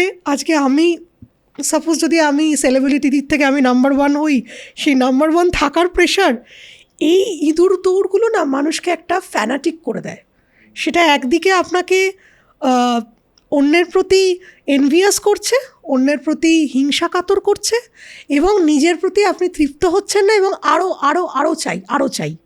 তো সেইটা আমার একটা খুব জীবনের একটা হল্ট পয়েন্ট। আমি মনে করি যে আমার ওই অসুখের আগের জীবন আর পরের জীবন দুটো আমার সত্তা আলাদা, কারণ তার আগে আমি অনেক বেশি অ্যাগ্রেসিভ ছিলাম, অনেক বেশি অ্যাসপায়ারিং ছিলাম, অনেক বেশি প্রতিবাদী ছিলাম, কিন্তু এখন প্রতিবাদী সত্তাটা আছে, কিন্তু সেটাও আমি কিন্তু অনেকটা কভার্ড করে নিয়েছি, কারণ আমার মনে হয় যে সব প্রতিবাদ হয়তো না করলেও হবে, তাতে নিজের ভেতরের সিগন্যালটা ঠিক থাকবে। কারণ এখন তো আমি তো রাস্তাঘাটে সবসময় বিরক্ত লাগে, আমি জানি না আপনার লাগে কি না, এই কলকাতা, হাওড়া, এই জাতীয় কসমোপলিটন বা পশ্চিমবঙ্গের শহরগুলোয় বাংলা ভাষা তো শুনতেই পাওয়া যায় না, মানে সবাই বাই ডিফল্ট হিন্দিতে কথা শুরু করে। আমার তো শুনলেই আমি বলি করি যে আপনি তো বাঙালি, আপনি হিন্দিতে কেন কথা বলছেন। এবার এইটা যখন বলি, আগে হলে আরও রেগে যেতাম, একটা বিশাল হয়তো বলে দিতাম একটা যে কেন নিজের মাতৃভাষাকে আপনি অন্য কোনো রাজ্যে গেলে এটা কি চিন্তা করা যাবে। কিন্তু এখন আমি বুঝি কি যে ঠিক আছে, আমি শুধু হেসে বলি যে বাংলায় বলুন, আমি তো বাঙালি, আমরা তো বাঙালি, বাংলায় কথা বলি। তো এরকম এটা হয়তো বলতে পারেন যে অনেকটা ওই আমার অপারেটিং সিস্টেমটাকে অনেকটা রিওয়্যার করার মতো এই অসুখটা। কতদিন চলেছে এই পুরো বিষয়টা? মোটামুটি তো গুলেনবেরি সিনড্রোমে 1.5-2 বছরও মানুষ প্যারালাইজড থাকে, কিন্তু আমার ক্ষেত্রে সেটা 4-4.5 মাস ছিল। আপনার 2022-এ হচ্ছে তো? 22-এর পুজোর সময় থেকে। 2000, যদি আমি ভুল না করে থাকি, কারো যদি জানা থাকে বলবেন, 2011 বা 12 আগে, 12 বা 13 আগে বোধ হয় গুলেনবেরি সিনড্রোম আনট্রিটেবল ছিল। হ্যাঁ, আনট্রিটেবল এখনও দেখুন মানে টু সাম এক্সটেন্ট রয়েছে, কারণ the treatment is very costly, মানে প্রচণ্ড কস্টলি, এবং সেভাবে যেহেতু গুলেনবরির প্রতি অ্যাওয়ারনেসটা মানুষের সমাজে নেই। যেমন আমার যখন অসুখটা হয়, একটা বিশাল রটিয়ে দেওয়া হয়েছিল, যেটা বুঝি গুজব, কারণ এটাকে কোনো হতে পারে? একটা সকালবেলা উঠে কারোর কি পা থেকে অবশ্যই সে পুরো অবশ্যই একটা সুস্থ সবল মানুষ। তার আগের দিনও আমি একটা কোনো অনুষ্ঠানে গেছিলাম, তো তাকে সেখানে আমাকে সবাই দেখেছে সুস্থ। সকালবেলা উঠে হঠাৎ করে কি পা থেকে কারোর অবশ্যই সে পুরো একদম মানে ভেন্টিলেশনে চলে যেতে পারে? তার মানে নিশ্চয়ই এটা একটা রিউমার। তখন এটা নিয়ে অনেক কিছু হয়েছে, তো তখন খুব কষ্ট হয়েছিল, তখন খুব রাগ হয়েছিল। কিন্তু এখন বুঝি এটা কিন্তু it's just lack of awareness. এটা মানুষের মধ্যে এই নিউরো ডিজিজগুলো, মানে আমরা যতটা ক্যান্সার, টিবি এই জাতীয় অসুখগুলোকে আমরা যতটা বেশি চর্চা করি, এই অটোইমিউন নিউরো ডিজিজগুলো, যেমন ধরুন গুলেনবেরি বা মায়োসাইটিস, আরও এই যে অসুখগুলো মিলার ফিশার সিনড্রোম, কিন্তু এগুলো যে কতটা মারাত্মক এবং ওভার দ্য টাইম এগুলো আরও বেশি হচ্ছে, এটা কিছুটা আমাদের লাইফস্টাইল, আমাদের প্রচণ্ড স্ট্রেসফুল লাইফ, সবসময় আমরা ছুটছি, আমাদের খাবার দাবার, পলিউশন, নানা কারণে। কিন্তু এটা নিয়ে কিন্তু এখনও মানুষের মধ্যে সচেতনতা অনেক কম। সেটা বুঝি যে হয়তো মানুষ এখন তো একটা সোশ্যাল মিডিয়া বা ধরুন কোনো তো সেন্সার নেই, যেখানে যে আপনি একটা ভালো কিছু ছবি দিলেন কি একটা ভালো কিছু লেখা লিখলেন, সেটা মানুষও তো পড়বেন না। আপনার সম্বন্ধে একটা অবিশ্বাস্য কথা কেউ কোনো অবশ্যই বাজে অ্যাঙ্গেলে বলুক, সেটা দেখবেন উল্কার গতিতে ছড়িয়ে পড়বে। তো সেটাই এবার এখন মনে হয় যে আমার যেহেতু আমি মৃত্যুমুখ থেকে ফিরে এসেছিলাম, আমি কথা বলি এটা নিয়ে। কিছুদিন আগে যেমন পুনেতে একটা আউটব্রেক হয়েছিল, তখনও বিভিন্ন সংবাদ মাধ্যমে আমি কথা বলেছিলাম, কারণ আমার মনে তাতে কিন্তু আমি অনেক শুনি, যেমন ইদানিং অনেকে বলেনও যে এরকম পা থেকে অবশ হয়ে যাচ্ছিল বাড়ির কারুর, আমার তখনই আপনার কথা মনে পড়েছে, তখনই আমরা সঙ্গে সঙ্গে নিউরোলজিস্টের কাছে নিয়ে গেছি। কিন্তু আমার সময় কিন্তু সেটা হয়নি। আমার যখন অবশ লাগছে তখন আমাকে সবাই ভাবছে বুঝি আমার প্রেশার হয়েছে, প্রেশার চেক করছে, মানে ওই অ্যাওয়ারনেসটাই ছিল না। তো সেটার জন্যই হয়তো মানে এটা একটা অদ্ভুত ব্যাপার। কিন্তু আমার এক ভাইয়ের রিসেন্টলি গুলেনবেরি সিনড্রোমের ধরা পড়ে। আমার জীবনের সেম ঘটনাটা ঘটেছিল, কিন্তু আমার জীবনের ঘটনার স্প্যানটা খুব কম ছিল, টাইমটা খুব কম ছিল। আমি আইএনকেতে চলে আসি, শিলিগুড়িতে ছিলাম তখন, আইএনকেতে চলে আসি, এবং ফাইনালি আমার জিবি সিনড্রোমটা করা হয়েছিল, সাসপেক্ট করা হয়েছিল, জিবি সিনড্রোম ছিল না। সেটা শুধুমাত্র স্ট্রেস থেকে, হরমোনাল ডিসব্যালেন্স থেকে পুরো বডি কাজ করা বন্ধ করে দিয়েছিল। সেটা মেজরলি সাইকোলজিক্যাল ছিল। একদম। ইভেন আমার এটা হয়, এটাই বেশি হয়। মানে আমার এই অসুখের পরে আমি অনেক অন্য জ্বরে পড়াশুনো করেছি, মানে our body keeps the score বলে একটা বই আছে, সেখানে আপনাকে পুরো সায়েন্টিফিক্যালি দেখাচ্ছেন, যিনি লিখেছেন তিনি একজন নিউরোলজিস্ট, যে কিভাবে আপনার শরীরের স্ট্রেস আপনার শরীরের ফিজিক্যাল অঙ্গ প্রত্যঙ্গগুলোকে অ্যাফেক্ট করে। হ্যাঁ, অবশ্যই। তো সেটা ভীষণভাবে হয়, কিন্তু অথচ আমরা এখনও কিন্তু যখন কাউকে আমরা হার্ট করি, যখন কাউকে কোনো কিছু জাজমেন্টালি কথা বলি, এটা আমরা ভাবি না যে তার মনে কি ইম্প্যাক্ট পড়ছে। এটা খুবই আনফর্চুনেট, হয়তো একটা ইম্যাচিওর সোসাইটির এটাই লক্ষণ, but this is the reality. আমরা অবভিয়াসলি আপনার এই যে কোনো যদি এরকম কিছু হয়, তাহলে মানুষ একটা রিফ্লেকটিভ জোনে চলে যায়।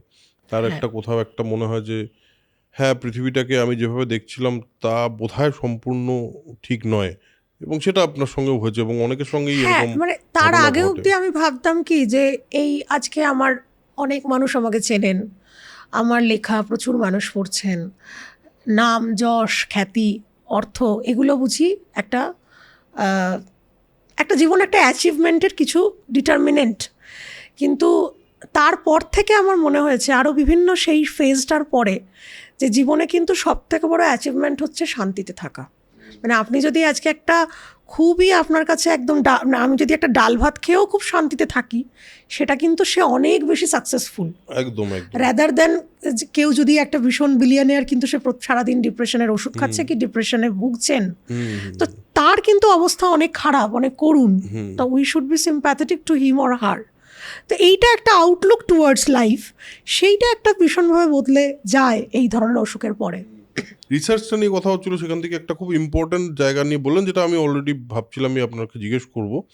আপনার যখন একটা জিনিস নিয়ে রিসার্চ করতে হয় বা লিখবেন, তখন এই রিসার্চটার মধ্যে এমন কি কোনো এরকম রিসার্চ পেয়েছেন যেটা করতে গিয়ে মনে হচ্ছে যে উল্লাস করেনি, যেমন বললেন ঠিক আছে, তার বাইরে আপনি বোধহয় বাইরেও কোথাও গেছিলেন রিসার্চ করতে, সেগুলো সম্পর্কে একটুখানি বলুন, মানে রিসার্চটা কীভাবে করেন আপনি, প্রসেসটা কি? হ্যাঁ, মানে আমার যদি কোনো বিষয় সম্বন্ধে জানার প্রয়োজন হয়, I can go to any extent. মানে সেটা যেমন আমার একটা উপন্যাস আছে গ্লানির ভবতি ভারত, সেটা ত্রিবেণীর এক পণ্ডিতকে নিয়ে লেখা। তিনি অষ্টাদশ শতকের মানে 18th সেঞ্চুরির, এবং তিনি অসম্ভব শ্রুতিধর ছিলেন, জগন্নাথ তর্ক পঞ্চানন, এবং তিনি প্রায় 120 বছর বেঁচে ছিলেন, এবং তার এত অসম্ভব স্মৃতিশক্তি ছিল, মানে ধরুন একটা ঘটনা বলে বুঝতে পারবেন যে একদিন ওই ত্রিবেণীরই ঘাটে একজন ইংরেজ একজন ফ্রেঞ্চ দুজনে ঝগড়া করছেন, তখন উনি ওখানে স্নান করছেন, জগন্নাথ তর্ক পঞ্চানন। তো ইভেনচুয়ালি সেই কথা কাটাকাটিটা কোর্ট অবধি পৌঁছেছে, তর্কটা। তো উনি একমাত্র প্রত্যক্ষদর্শী ছিলেন, ওনাকে কোর্টে ডেকেছে সাক্ষী দেওয়ার জন্য বা কি হয়েছে। তো উনি কোর্টে গিয়ে বলছেন যে আমি এটা বলতে পারবো না যে ওরা কি বলছিল তা আমি জানি না, কিন্তু আমি শব্দগুলো বলে দিচ্ছি, বলে উনি পুরো 1 ঘন্টা সংলাপটা বলে গেছিলেন। ওই ইংরেজিও জানতেন না, ফরাসি তো জানতেনই না। তো এবং তার জীবনটা খুব অদ্ভুত, তার জীবনের সঙ্গে সতীদাহ, তখন তো সতী প্রথা ভীষণভাবে ছিল, তার জীবনের সঙ্গে একটা অদ্ভুত ঘটনা জড়িত ছিল যে তার পরিবারকে একটা বিশাল তালুক সম্পত্তি দিয়েছিলেন এক জমিদার, কিন্তু শর্ত ছিল যে তার পরিবারের প্রতিটি প্রজন্মের জ্যেষ্ঠ পুত্র যখন মারা যাবে, জ্যেষ্ঠ পুত্রের স্ত্রীকে সহমৃতা হতে হবে, না হলে কিন্তু অত বড় তালুক হাতছাড়া হবে। তো একটা ভেরি কালারফুল ক্যারেক্টার, কিন্তু দেখুন আমরা সবাই কেউ জানিই না, সব ভুলে গেছি। তো যখন আমার মনে হলো জগন্নাথ তর্ক পঞ্চাননকে আমি লিখবো, তখন আমি একদিন ত্রিবেণী চলে গেলাম, কেউ নামই বলতে পারছেন না, খুঁজে খুঁজে খুঁজে গেলাম তার যে বাড়ি, সেই বাড়িতে গিয়ে তারা তো অবাক, কোনোদিনও কেউ আসেননি এভাবে। তো I can go to any extent, সেটা আমি বিদেশ বলুন, সে আমি ইউএসএও গিয়েছি, ইউরোপও গিয়েছি, আগ্রা গিয়েছি বহুবার, আমার একটা উপন্যাস আছে অগরে ঘুমিয়ে শিব, সেটা নিয়ে, বা আন্দামান, বিভিন্ন জায়গায়, যেমন উল্লাস করার জন্য আমি শিলচর গেছি। আমার মনে হয় যে আজকে আমরা এমন একটা মুক্ত সমাজে বাস করছি, মুক্ত ইন দ্য সেন্স অফ যে পাঠকের কাছে সবসময় ওয়েপন আছে যে আমি একটা কিছু ভুল বললাম না ঠিক বললাম সেটা ভেরিফাই করে নেওয়ার। সুতরাং আমি যদি একটা ভেগ ডেসক্রিপশন দিই, যেমন আমার আরেকটা উপন্যাস আছে আমেরিকার আমিষ কমিউনিটি নিয়ে, আমিষ কমিউনিটি বলে একটা কমিউনিটি এখনও ইউএসএতে আছে, যারা মনে করে যে every modern thing is bad, মানে ওরা এখনও 15th সেঞ্চুরি 16th সেঞ্চুরির মতো থাকে। হ্যাঁ, তো সেটা নিয়ে যখন আমি মনে করলাম যে লিখবো, আমি ওখানে গেলাম, গিয়ে ওখানে আমি মানে ওদের সাথে কথা বলা সব কিছু, কারণ আমি যদি সেটা ডিটেলিংটা না দিই, পাঠক বলুন বা যিনি পড়ছেন তিনি তো একটা ক্লিকেতেই সব কিছুই উনি ভেরিফাই করে নিতে পারবেন। তাহলে ওনার ক্ষেত্রে তো মনে হবে যে একজন লেখক যখন লিখেছেন, তিনি যখন পুরোটা পড়াশুনো করে লিখেননি, সেটা তো পাঠকের বিশ্বাসের প্রতি পুরোপুরি জাস্টিস করা হলো না। আজকের দিনে এআই প্রচুর কিছু লোককে লিখে লিখে দিচ্ছে, এবং বিদেশে স্ক্রিন রাইটার্সরা, লেখকরা আন্দোলন করছেন। তো আপনি এটাকে কিভাবে দেখেন, মানে বাংলায় কি এরকম হতে পারে যে এআই কোনো একটা গল্প লিখলো এবং সেটা পপুলার হয়ে গেল? ওই যে বললাম, পপুলারিটির তো এখন আর কোনো প্যারামিটার নেই। মানে এআইকে যদি আপনি এখন বলেন ভীষণ নৃশংস অডিও বুকে কয়েক কোটি ভিউ হবে এরকম কিছু লিখে দাও, সে যদি লিখে দেয়, সে তো পুরো অ্যানালিটিক্স হিসেব করে অ্যালগরিদম বেস করে সে লিখবে, সেটা কিছু অসম্ভব হওয়ার কিছু নেই। তবে হ্যাঁ, এটা বলতে পারি যে সেটা that won't be a sustainable product, সেটা হয়তো সাস্টেন করবে না, সেটা ওই একটা হাইপের মতো, ঢেউয়ের মতো ওঠে, ঢেউয়ের মতো মিলিয়ে যাবে। যদিও এখনো বাংলা এআই অতটা উন্নত হয়নি, কিন্তু হয়ে যাবে 6-7 বছরের মধ্যে, যেভাবে সব হ্যাঁ অতদিনও লাগবে না। এগুলো যখন ভাবি তখনই আমার খুব একটা নিজের মধ্যেই নিজে আমি চিন্তা করি যে মানুষ তো মেশিন। সে আমাদের বোধহয় 11 না 9 একটা পিস অফ আর্টিকেল ছিল আমাদের ওয়েস্ট বেঙ্গল বোর্ডের সিলেবাসে ইংলিশে, যে এই মেশিন আর হিউম্যান বিংসের ডিফারেন্স। তো মেশিনের তো নেসেসিটিটা ছিল হচ্ছে to make our life convenient, easier. তো আমার আজকে বাড়ির কাজ বা এমনি ফিজিক্যাল কাজগুলো মেশিন করে দিক আমি চাইবো, so that I can get the time for my creative works. Creative ওয়ার্কটা মেশিন করে দিক, সেটা তো আমরা মনে হয় না চাইবো, কিন্তু সেটার দিকেই তো that's where we are leading to. কিন্তু পয়েন্টটা হলো যে দেখুন, ক্রিয়েটিভ মানুষ কোনোদিন কেউ চাইবে না যে তার হয়ে এআই লিখে দিক, কারণ সে জানে যে সে কি লিখতে পারে, সে জানে তার একটা নিজস্ব স্টাইল আছে, সে জানে তার কিন্তু যারা নন ক্রিয়েটিভ মানুষ, যাদের মধ্যে ওই ক্রিয়েটিভিটিটা নেই, তারা যদি চায় আজকে তারাও তো লিখে ফেলতে পারবে। যদি আপনি, আমি বললাম দেবরতী মুখোপাধ্যায়ের স্টাইলটা পড়ে নাও, পড়ে নিয়ে তুমি ওই স্টাইলটাকে কপি করে আমাকে একটা এমন গল্প লিখে দাও যেটা দেবরতী মুখোপাধ্যায়ের মতো হবে না, কিন্তু ওই স্টাইলটার একটা রিফ্লেকশন থাকবে। এটা যদি কেউ করে যে নন ক্রিয়েটিভ, সেটাও তো করতে পারে আজকে। সেটা নিয়ে থ্রেট মনে হয় না কোনোদিন? আমার তো এই উত্তরটা হয়তো খুবই আপনার বিতর্কিত মনে হবে, বাট সত্যি তো আমার মনে হয় অন্যটা। যারা নন ক্রিয়েটিভ পারসন তারা এআইকে চালনাও করবে সেভাবেই, they are not the threat. But those who are creative person, যেমন আমি নাম বলছি না, কলকাতার এক বিখ্যাত গীতিকার, খুবই জনপ্রিয় আমাদের সময়কার, মানে আধুনিক গানের গীতিকার, তিনি আমাকে নিজে একদিন গল্পের কথায় কথায় বললেন যে জানো দেবারতী, আগে একটা শব্দের ধরো লেখার মধ্যে আছি, একটা শব্দের অন্তমিল খুঁজে পাচ্ছি না, হ্যাঁ সেটা কিন্তু সঙ্গে সঙ্গে আমি এআইতে দিয়ে দিলাম যে এই শব্দের অন্তমিলটা কী হতে পারে, ও আমাকে 50-60টা দিয়ে দিল, সেখান থেকে আমি চুজ করে দিলাম। আমার পডকাস্টে এসে অনুপম রায় কথাটা বলেছে। আর সেটা আমি বলছি না, কিন্তু আমাকে আমার পডকাস্টে আছে, আমার অডিয়েন্সটা জানে যে আচ্ছা, আমার পডকাস্টে এসে অনুপম রায় বলেছে যদি এআই আমাকে রাত্রে শান্তিতে ঘুমোতে দেয় তাহলে অসুবিধা কি আছে, এই ছোট ছোট জিনিসপত্র তাকে ইউজ করছে বলছে। মানে আমার মনে হয় যে ক্রিয়েটিভ পারসনসরা they know how to use AI more wisely. তো সেটা অনুপম দা বলেননি আমাকে, যিনি বলেছিলেন অন্য একজন বলেছেন, হ্যাঁ এবার সেটা তার দিক থেকে তিনি তো ঠিকই, কারণ একটা শব্দের যেখানে উনি একটা বৃহত্তর কোনো একটা চিন্তার মধ্যে মগ্ন আছেন, একটা প্রথিমের মধ্যে, সেখানে একটা কোনো শব্দের মিল নিয়ে তিনি সময় নষ্ট না করে তিনি সেইটা মিলটা এআই থেকে নিয়ে নিলেন, তাহলে সেটা তো পুরোপুরি মৌলিক হলো না। সেটা কি পুরোপুরি মৌলিক হলো? একটা যখন লেখা, আমি কিছুটা আগেকার দিনে যখন আমরা অনেকেই বলি রবীন্দ্রনাথ ঠাকুরের অনেক গান বিভিন্ন সংস্কৃতির গানের সুর থেকে আধারিত বা কিছু, এটা তো তার থেকেও বেশি, কারণ এটা তো একটা মেশিনের আপনি হেল্প নিচ্ছেন, পুরোপুরি তো সেটা আপনার র ক্রিয়েটিভিটিটা সেখানে রিফ্লেক্টেড হচ্ছে না, থাকছে না। সেটা সত্যি, সেটা সত্যি।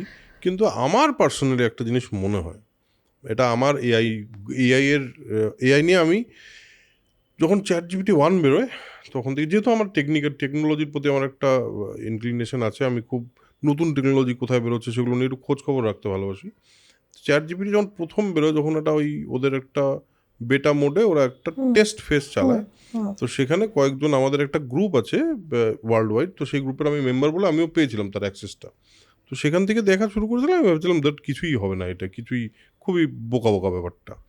তারপর তো তার এভলিউশন হয়েছে, সে নিজের মতো হয়েছে, বাট স্টিল আমার মনে হয় একটা গল্প লেখার মধ্যে একটা মানুষের টাচ বা একটা হিউম্যান টাচ, গল্প না শুধু, আমার মনে হয় সেটা যে কোনো শিল্পের ক্ষেত্রেই হবে। কারণ আমরা এটা বলি যে কোনো শিল্পী যখন শিল্পটা তৈরি করছেন তখন তার ছোট থেকে যে বেড়ে ওঠা পরিবেশ পরিজন নানা অবচেতনে যে তার প্রতি যে ইনকর্পোরেট মেমোরি সব কিছুই সেখানে প্রতিফলিত হয়, কিন্তু আমার কিন্তু মনে হয় যে সেটাও একটা সময় আসবে যেটাকে এআই হয়তো হিউম্যান টাচটাও দিতে সক্ষম হবে। এটা আমার নিজস্ব মত। আমি নিজে কম্পিউটার ইঞ্জিনিয়ারিংয়ের স্টুডেন্ট ছিলাম, আমার অনেক বন্ধু যারা ওই ফিল্ডেই আছে, তারা IIT NIT-তে তারা রিসার্চ কি সায়েন্টিস্ট কি প্রফেসর পোস্টে আছে, তাদের সাথেও যখন কথা হয় এআই কিন্তু হিউম্যান মোডটাকেও ক্যাপচার করতে পারবে। আর আমরা শুধু গল্পের কথা ভাবছি, আপনি ভাবুন তো এই যে আমাদের একটা বিশাল এমপ্লয়মেন্ট ছিল এই যে অঙ্কন শিল্প, মানে ইলাস্ট্রেশন।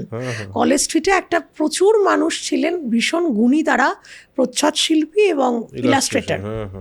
এই ইলাস্ট্রেটার এবং কভার আর্টিস্ট এখন তো পুরোটাই আস্তে আস্তে এক্সটিংক্ট হয়ে যাচ্ছে, কারণ এআই দিয়ে এখন অধিকাংশ পোস্টারই এআই ইন্সপায়ার্ড হচ্ছে, এআই দিয়ে হচ্ছে। এবং যাদের আরও বেশি বাজেট কনস্ট্রেন্ট যে প্রকাশকদের, তারা হয়তো পোস্টারগুলো সব এআইতে প্রম্পট দিয়ে তারা বানিয়ে নিচ্ছেন। তাহলে এটা তো মানে এগুলো তো সবই, এগুলো তো সমস্যা হবেই। এবং এআই আমার মনে হয় আজকের দিনে এখন আমরা পুরোপুরি বুঝতে পারছি না এআই কত বড় ভাবে আসতে চলেছে, বাট মানে অলরেডি আমরা এআই যুগে বাস করছি এবং ডেফিনেটলি এআই যেমন অনেকগুলো এমপ্লয়মেন্টকে বন্ধ করে দিচ্ছে, সে আরও অনেকগুলো এমপ্লয়মেন্টের দিশা খুলবে।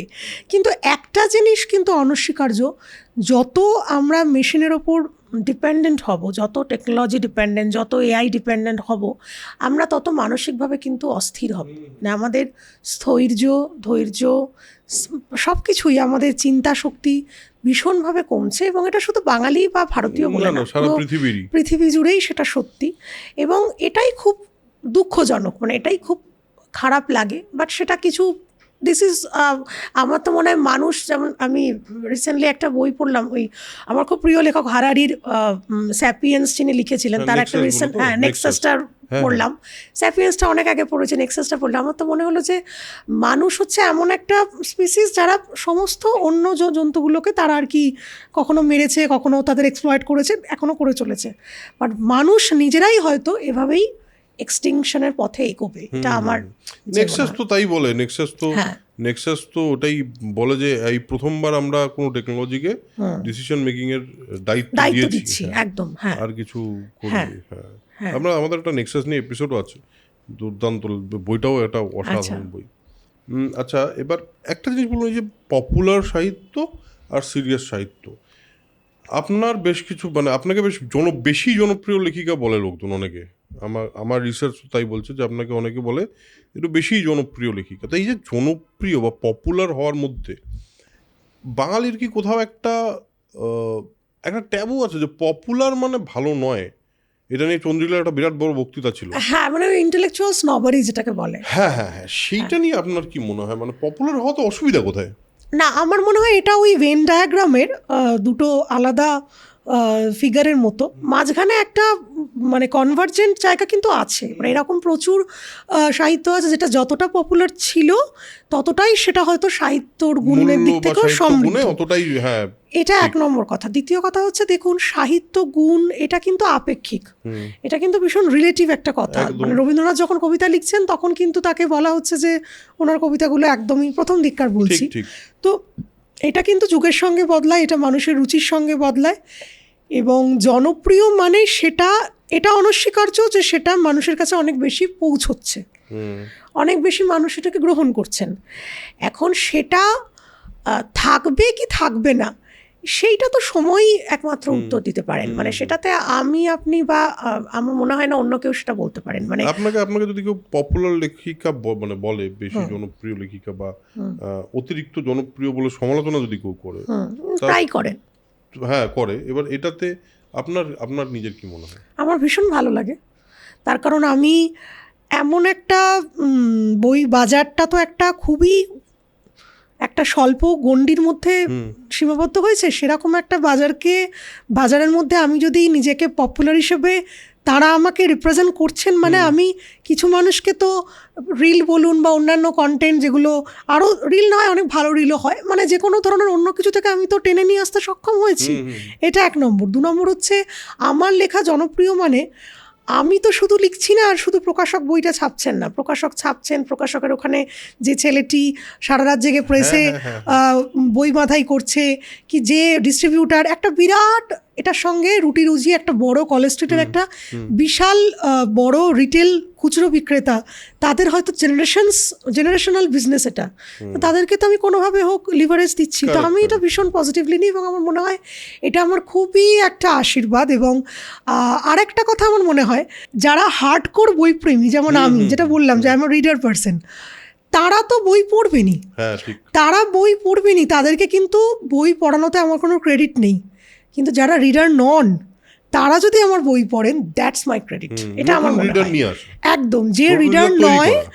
যে রিডার নয়, আমি যেমন অনেক প্রত্যন্ত বইমেলা, গত বছরই বীরভূম বইমেলায় না শিলিগুড়ি বইমেলা উদ্বোধনে মনে করতে পারছি না, সেখানে আমাকে একটি মেয়ের মা বললো যে আমার মেয়ে জীবনেও বই পড়তো না, মেয়েটি কলেজের ফার্স্ট ইয়ার সেকেন্ড ইয়ারে পড়ে, কিন্তু আপনার বই পড়ে তার কিন্তু বই পড়ার অভ্যেস হয়েছে। এর থেকে বড় আমার মনে হয় পুরস্কার আমার কাছে কিছু হতে পারে না। সেটা আমাকে ইন্টেলেকচুয়ালি কেউ ভীষণ বাজে বললো কি খারাপ বললো, সেটা আমার কিছু যায় আসে না। আর আমার মনে হয় যে আমি চর্বিত চর্বণ লিখি না, I always try to deliver something unique.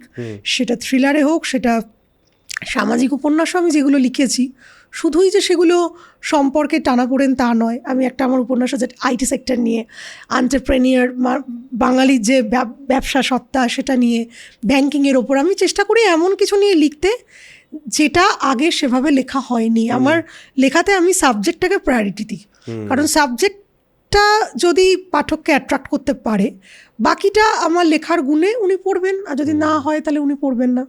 তো I take it as a huge compliment যে I am a popular author. আপনার লেখায় বেশ গ্রাফিক ডিটেল তো অনেক সময় অনেকে ইয়ে করেছে যে মানে হিংসা বা সেই অর্থে আপনি তো বেশ কিছু এরকম বইও লিখেছেন যার মধ্যে বেশ গ্রাফিক কি বলবো ওটাকে কি বলা হয়, interpretation, graphic interpretation of violence আছে।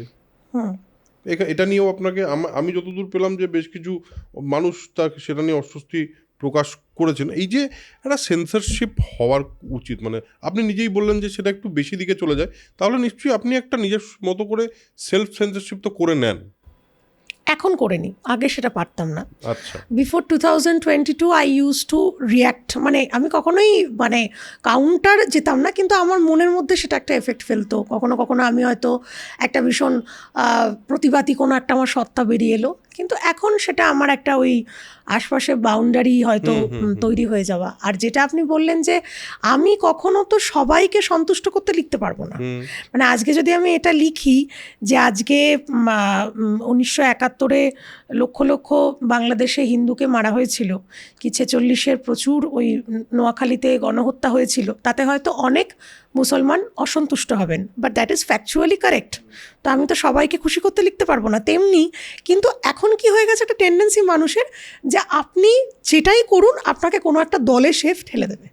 এবার আমি হ্যাঁ অলওয়েজ মানে আপনাকে মানে পার্টিশন কম্পার্টমেন্টালাইজ করে দেওয়া হবে। যে কারণে আমি যখন ইনকুইজিশন নিয়ে লিখছি, গোয়া ইনকুইজিশন নিয়ে আমার একটা খুব বড় উপন্যাস আছে, যে সময় মিডল এজে খ্রিস্টানরা হিন্দু মুসলিমদের কনভার্সনের জন্য পুড়িয়ে মেরেছিল, প্রচুর অত্যাচার, সেটা নিয়ে তখন আমাকে মানুষ নানা রকমভাবে বলেছেন, খ্রিস্টান বিরোধী, খ্রিস্টান ফোবিক, ইসলামোফোবিক বিভিন্ন ইয়েতে বলেছেন। যখন আমি আমার নারাজ উপন্যাসে বা কৃষ্ণ সিন্ধুগীতে লিখেছি যে হিন্দু যে আমাদের শাস্ত্রে হিন্দু ধর্মের যে মাঝখানে যে কুৎসিত প্রথাগুলো, মাঝের যে 18-19 শতকের যেগুলো আমাদের সমাজ সংস্কারকরা আস্তে আস্তে ওয়াশ আউট করেছেন, তখন আমি হয়তো হয়েছি সেখানে হিন্দু বিরোধী।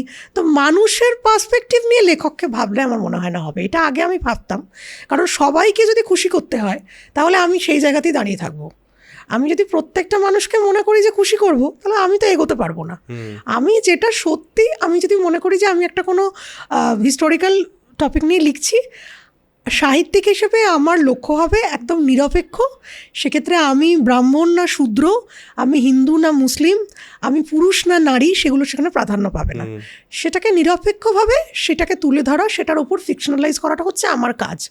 এবার সেটা নিয়ে কে কি মনে করলেন সেটাতে মানে আমি বদার্ড হই না, এবং সেটা মনে হয় না যে সেটা কোনো লেখকই সেটাতে বদার্ড হন। কিন্তু একটা পার্সপেক্টিভ কি থাকে না, যেটা একজন পুরুষ আর নারীর মধ্যে এই পৃথিবী দেখার তো ভীষণ। আজকে যদি একটা পুরুষ যতটা ভাষায় লিখতে পারবেন, ধরুন একটা রকের আড্ডা বা কোনো একটা ভায়োলেন্স ওয়ার্ল্ড, তাকে তিনি যতটা একদম মানে কোট আনকোটভাবে লিখবেন, সেটা একটা নারী লেখক যদি লেখেন, এটা নিয়ে একটা নবনীতা দেবসেনের খুব ভালো লেখা আছে।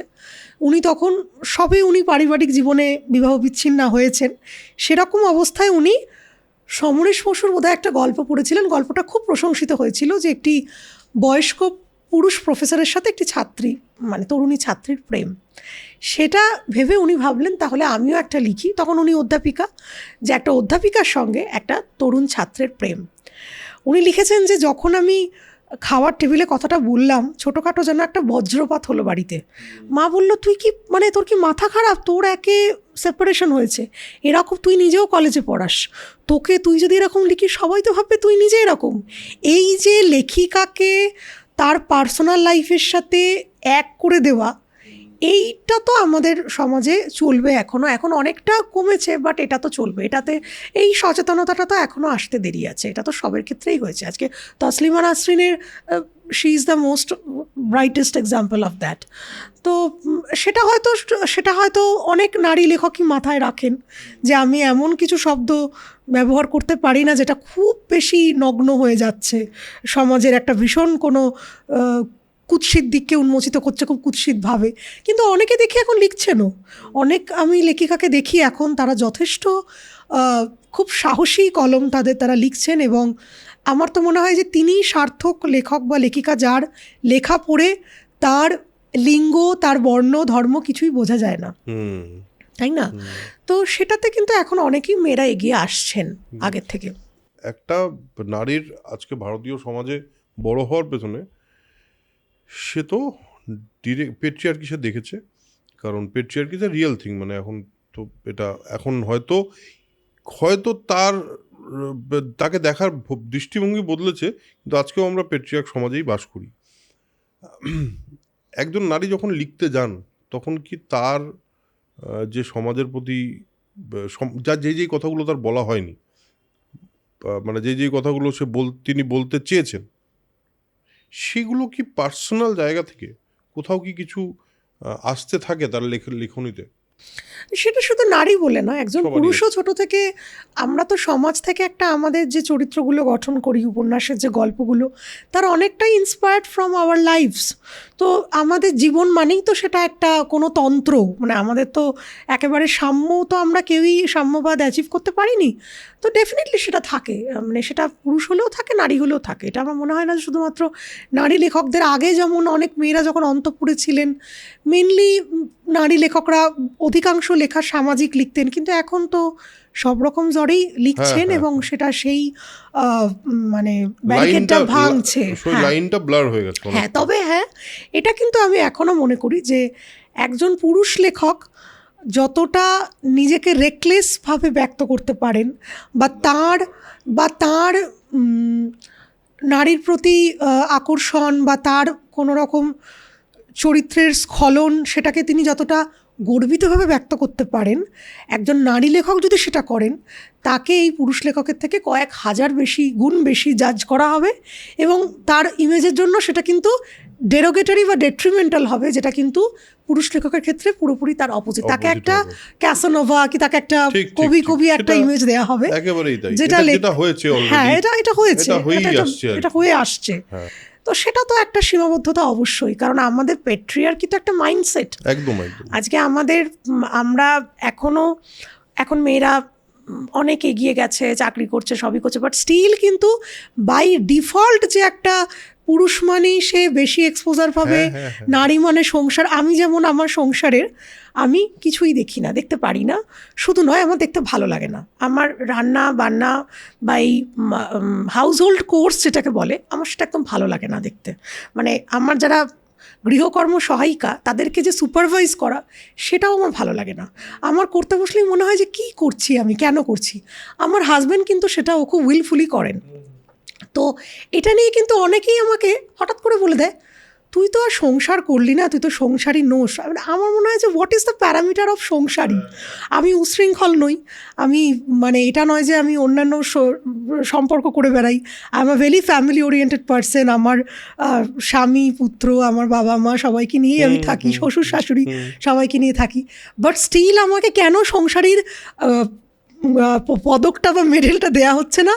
কারণ আমি জানি না যে আমি রান্নাঘরে, কারণ আমি জানি না যে রান্নাঘরে আমার নুন কোথায় আছে, চিনি কোথায় আছে। আমি সেটাকে গ্লোরিফাই করছি না, এবং সেটা প্যারামিটার হওয়ার কথা নয়। যে যার ইচ্ছা আছে, যে ইন্টারেস্ট পায়। আমার যেমন রান্না করতে খুব ভালো লাগে, আমার রান্নাঘরটা খুব প্রিয় জায়গা, এটা প্যাশন। হ্যাঁ, এবার আমি যেমন রান্নাঘর না জানাটাকে গ্লোরিফাইও করছি না, অবশ্যই আমার জানা হয়তো উচিত, কিন্তু আমি মেয়ে বলে আমাকে জানতে হবে, এবং আমি জানি না মানেই বাড়িতে চাল ফুরোচ্ছে কি আমি সংসারী নই, আর আমার হাজবেন্ডই সব দেখে বলে সে সংসারী। এইটাও কিন্তু টু সাম এক্সটেন্ট একটা পেট্রিয়ার্কি, টু সাম এক্সটেন্ট না, কমপ্লিট পেট্রিয়ার্কি। কিন্তু সেটাই তো আমাদেরকে নিয়ে চলতে হচ্ছে। এটা ধরুন আমাদের মাসি পিসি সবাই কিন্তু এটা বলে, তুই তো সারাদিন থাকিস না, ছেলেটাকে কি করে কখন দেখে কি করে। কেন, আমি যখন ফিরি তখন আমি আমার ছেলেকে পড়াই, সাথে সময় কাটাই। বাবা, ছেলের তো কষ্ট হয় মাকে ছাড়া থাকতে, বাবাকে ছাড়া থাকতেও তো কষ্ট, মানে এটা তো রাইট। সুতরাং এটা চলবে, এটা তো আমাদের একটা প্রিকনসিভ নোশন। সেটা অনেক, মানে যতটা অনেকটা আজকে পলিটিক্যালি কারেক্ট হয়েছে, মানুষজন অনেকটা অ্যাওয়্যার হয়েছে, অনেক বেশি, আবার অনেকটা ধরুন খারাপও হয়ে গেছে, যেটা আগে ছিল না। এখন আবার সেটা অনেক অনেক দিক থেকে আবার ডেরোগেটারিও হয়েছে। আমার যেমন আমার 4 পিসি তখনকার দিনে চাকরিরতা ছিলেন, 2জন ছিলেন মেডিকেল প্রফেশনে, 2জন টিচিং প্রফেশনে। তাদেরকে কিন্তু দেখেছি তারা খুব মানে সম্মানের সঙ্গে মাথা উঁচু করে চাকরি, সংসার, সন্তান সারা জীবন সামলেছেন। এখন তারা রিটায়ার করে খুব ভালো নিজের মতো একটা স্বাবলম্বী জীবন তারা যাপন করছেন। কিন্তু এখনও আমি অনেক মেয়েকে দেখি যাদেরকে ধরুন 22, 23, 24 বছর হলো, এবার বিয়ের পাত্র দেখো। তো কেন? এটা তো একদিকে আমি বলবো যে ইকুয়ালিটি, পুরুষ নারী সমান, আর একদিকে একটা ছেলেকে কি আমরা চিন্তা করতে পারি যে সে বেকার অবস্থায় বিয়ে করবে? তাহলে একটা মেয়ে কেন বেকার অবস্থায় বিয়ে করবে? তো এটা তো তাহলে ইকুয়ালিটি হলো না। না, ইকুয়ালিটির জায়গায় এখনো কোথাও আসেনি আমার তো মনে হয় না। বরঞ্চ হ্যাঁ, মানে অনেক কিছু এদিক ওদিকই হয়েছে। পরবর্তীতে লেখার মধ্যে কি কি ভাবনা মনের মধ্যে এরকম জায়গায় চলে যে এটা নিয়ে না লিখতেই হবে, যদি সেটা শেয়ার করা যায়। আমি জানি না যাবে কিনা, বিকজ আমি এটার সঙ্গে যাই না, বা এই মুহূর্তে কোন লেখা আসছে বা কোন লেখা লিখছেন কিনা, এইটা দিয়ে আমরা যদি ব্যাপারটাকে শেষ করি। এটাও আমার মানে 2-3 বছর করে একটা ফেজ থাকে। যেমন এই এখনও অবধি লাস্ট 3-4 বছরের ফেজটা ছিল ইরেজড চ্যাপ্টার্স অফ হিস্ট্রি। ইতিহাসের যে অধ্যায়গুলো একদম সুপরিকল্পিতভাবে চাপা দিয়ে দেওয়া হয়েছে, সেগুলোর প্রতি আমার একটা আকর্ষণ ছিল। কিন্তু সামহাউ এখন হয়তো সেটা অনেকগুলো পরপর লিখেছি বলে একটা ক্লান্তি এসেছে, সেইটা আমার এখন অতটা কিন্তু নেই, করছে না। এখন বরং আমি ভাবছি যে এমন কিছু লিখব যেটা একটু দার্শনিক, একটু জীবন দর্শনের কথা বলবে, মানুষকে ভাবাবে এবং মানুষকে তার জীবনযাত্রার পথে, উত্তরণের পথে সাহায্য করবে। সেটা স্পিরিচুয়াল হতে পারে, ফিলোসফিক্যাল হতে পারে, বাট ডেফিনেটলি নট হিস্টোরিক্যাল বা থ্রিলার, এই জনগুলো। কারণ আমার মনে হয় শুধু যেটা আগেও বলছিলাম, মেয়েদেরকে, সফল মেয়েদের আমাদের যেমন ছোট থেকে শেখানো হয়েছে তোমাদেরকে স্বাবলম্বী হতে হবে, কিন্তু একটা বড় জেনারেশনের ছেলেদের কিন্তু এইটাও শেখানো হয়নি যে how to live with an empowered women. এটা একটা মাইন্ডসেট, যে কারণে যারাই ধরুন আমাদের মতো ওয়ার্কিং উইমেন বা যারা অনেকগুলো মাল্টিফ্যাসেটেড কাজ করেন, গিল্ট শেমিংটা কিন্তু একটা খুব এখন কমন ওয়েপন। সেটা কিন্তু কোনো রকম ধরুন ফিজিক্যাল অ্যাবিউজ নয়, সেটা টু সাম এক্সটেন্ট কোনো খারাপ কথা নয়, মানে স্ল্যাং বা ভার্বাল অ্যাবিউজ নয়, কিন্তু গিল্ট শেমিং হচ্ছে এমন এক ধরনের গ্যাস লাইটিং যেটা আপনাকে ধীরে ধীরে ইনজেক্ট করা হবে যে you are not a good mother, you are not a good wife, কি you are not a good daughter, whatever. মানে এটা আমি আবারও বলছি, জেনারিক্যালি বলছি, এটা আমার ক্ষেত্রে নয়, মানে আমার ক্ষেত্রেই যে সেটার কোনো মানে নেই। তো এই যে গিল্ট শেমিংটাকে, মানুষ গিল্ট দেবেই, সমাজ আমাকে গিল্ট দেবে। How to avoid the guilt, avoid না, আর থেকে বেশি how to ignore the guilt, কীভাবে সেইটাকে উপেক্ষা করে নিজের ফোকাসটা রাখতে হয়, সেইটা নিয়ে আমার লেখার একটা ভাবনা চিন্তা আছে। আচ্ছা, বাহ, খুবই সুন্দর, থ্যাংক ইউ সো মাচ। খুবই ক্যান্ডিড একটা আড্ডা হলো, অনেক কিছু নিয়ে কথা হলো আমাদের, মানে অনেক রকম দিক নিয়ে কথা হলো। আপনার মানে লেখার ইন্ডাস্ট্রি, প্লাস আপনি কিভাবে দেখেন, কারণ একজন লেখক তার সমাজের প্রতি দৃষ্টিভঙ্গিটাই বোধহয় ডিফারেন্টভাবে তার লেখায় আনে। থ্যাংক ইউ সো মাচ, খুবই মজা লাগলো আমার। আপনার কীরকম লাগলো? আমারও ভীষণ ভালো লেগেছে। আপনার পডকাস্টের প্রতি সবসময় একটা আলাদা আকর্ষণ থাকে। আমি বেশ কিছু পডকাস্ট দেখেওছি আপনার, আমারও খুব ভালো লেগেছে এত সুন্দর একটা আলোচনার জন্য। Thank you so much. আচ্ছা, আমরা এপিসোড এখানেই শেষ করব, দেখা হবে পরের এপিসোডে। কেমন লাগলো এপিসোডটা সেটা তো অবশ্যই জানাবেন, আর কি বই আপনাদের প্রিয়, কি লেখা আপনাদের প্রিয়, সেগুলো লিখে জানাবেন, কারণ আমার সঙ্গে সঙ্গে উনিও নিশ্চয়ই কমেন্টগুলো পড়বেন। সো দেখা হচ্ছে পরের এপিসোডে, ততক্ষণের জন্য spread knowledge, spread positivity, because knowledge is power and positivity is yes. Tata.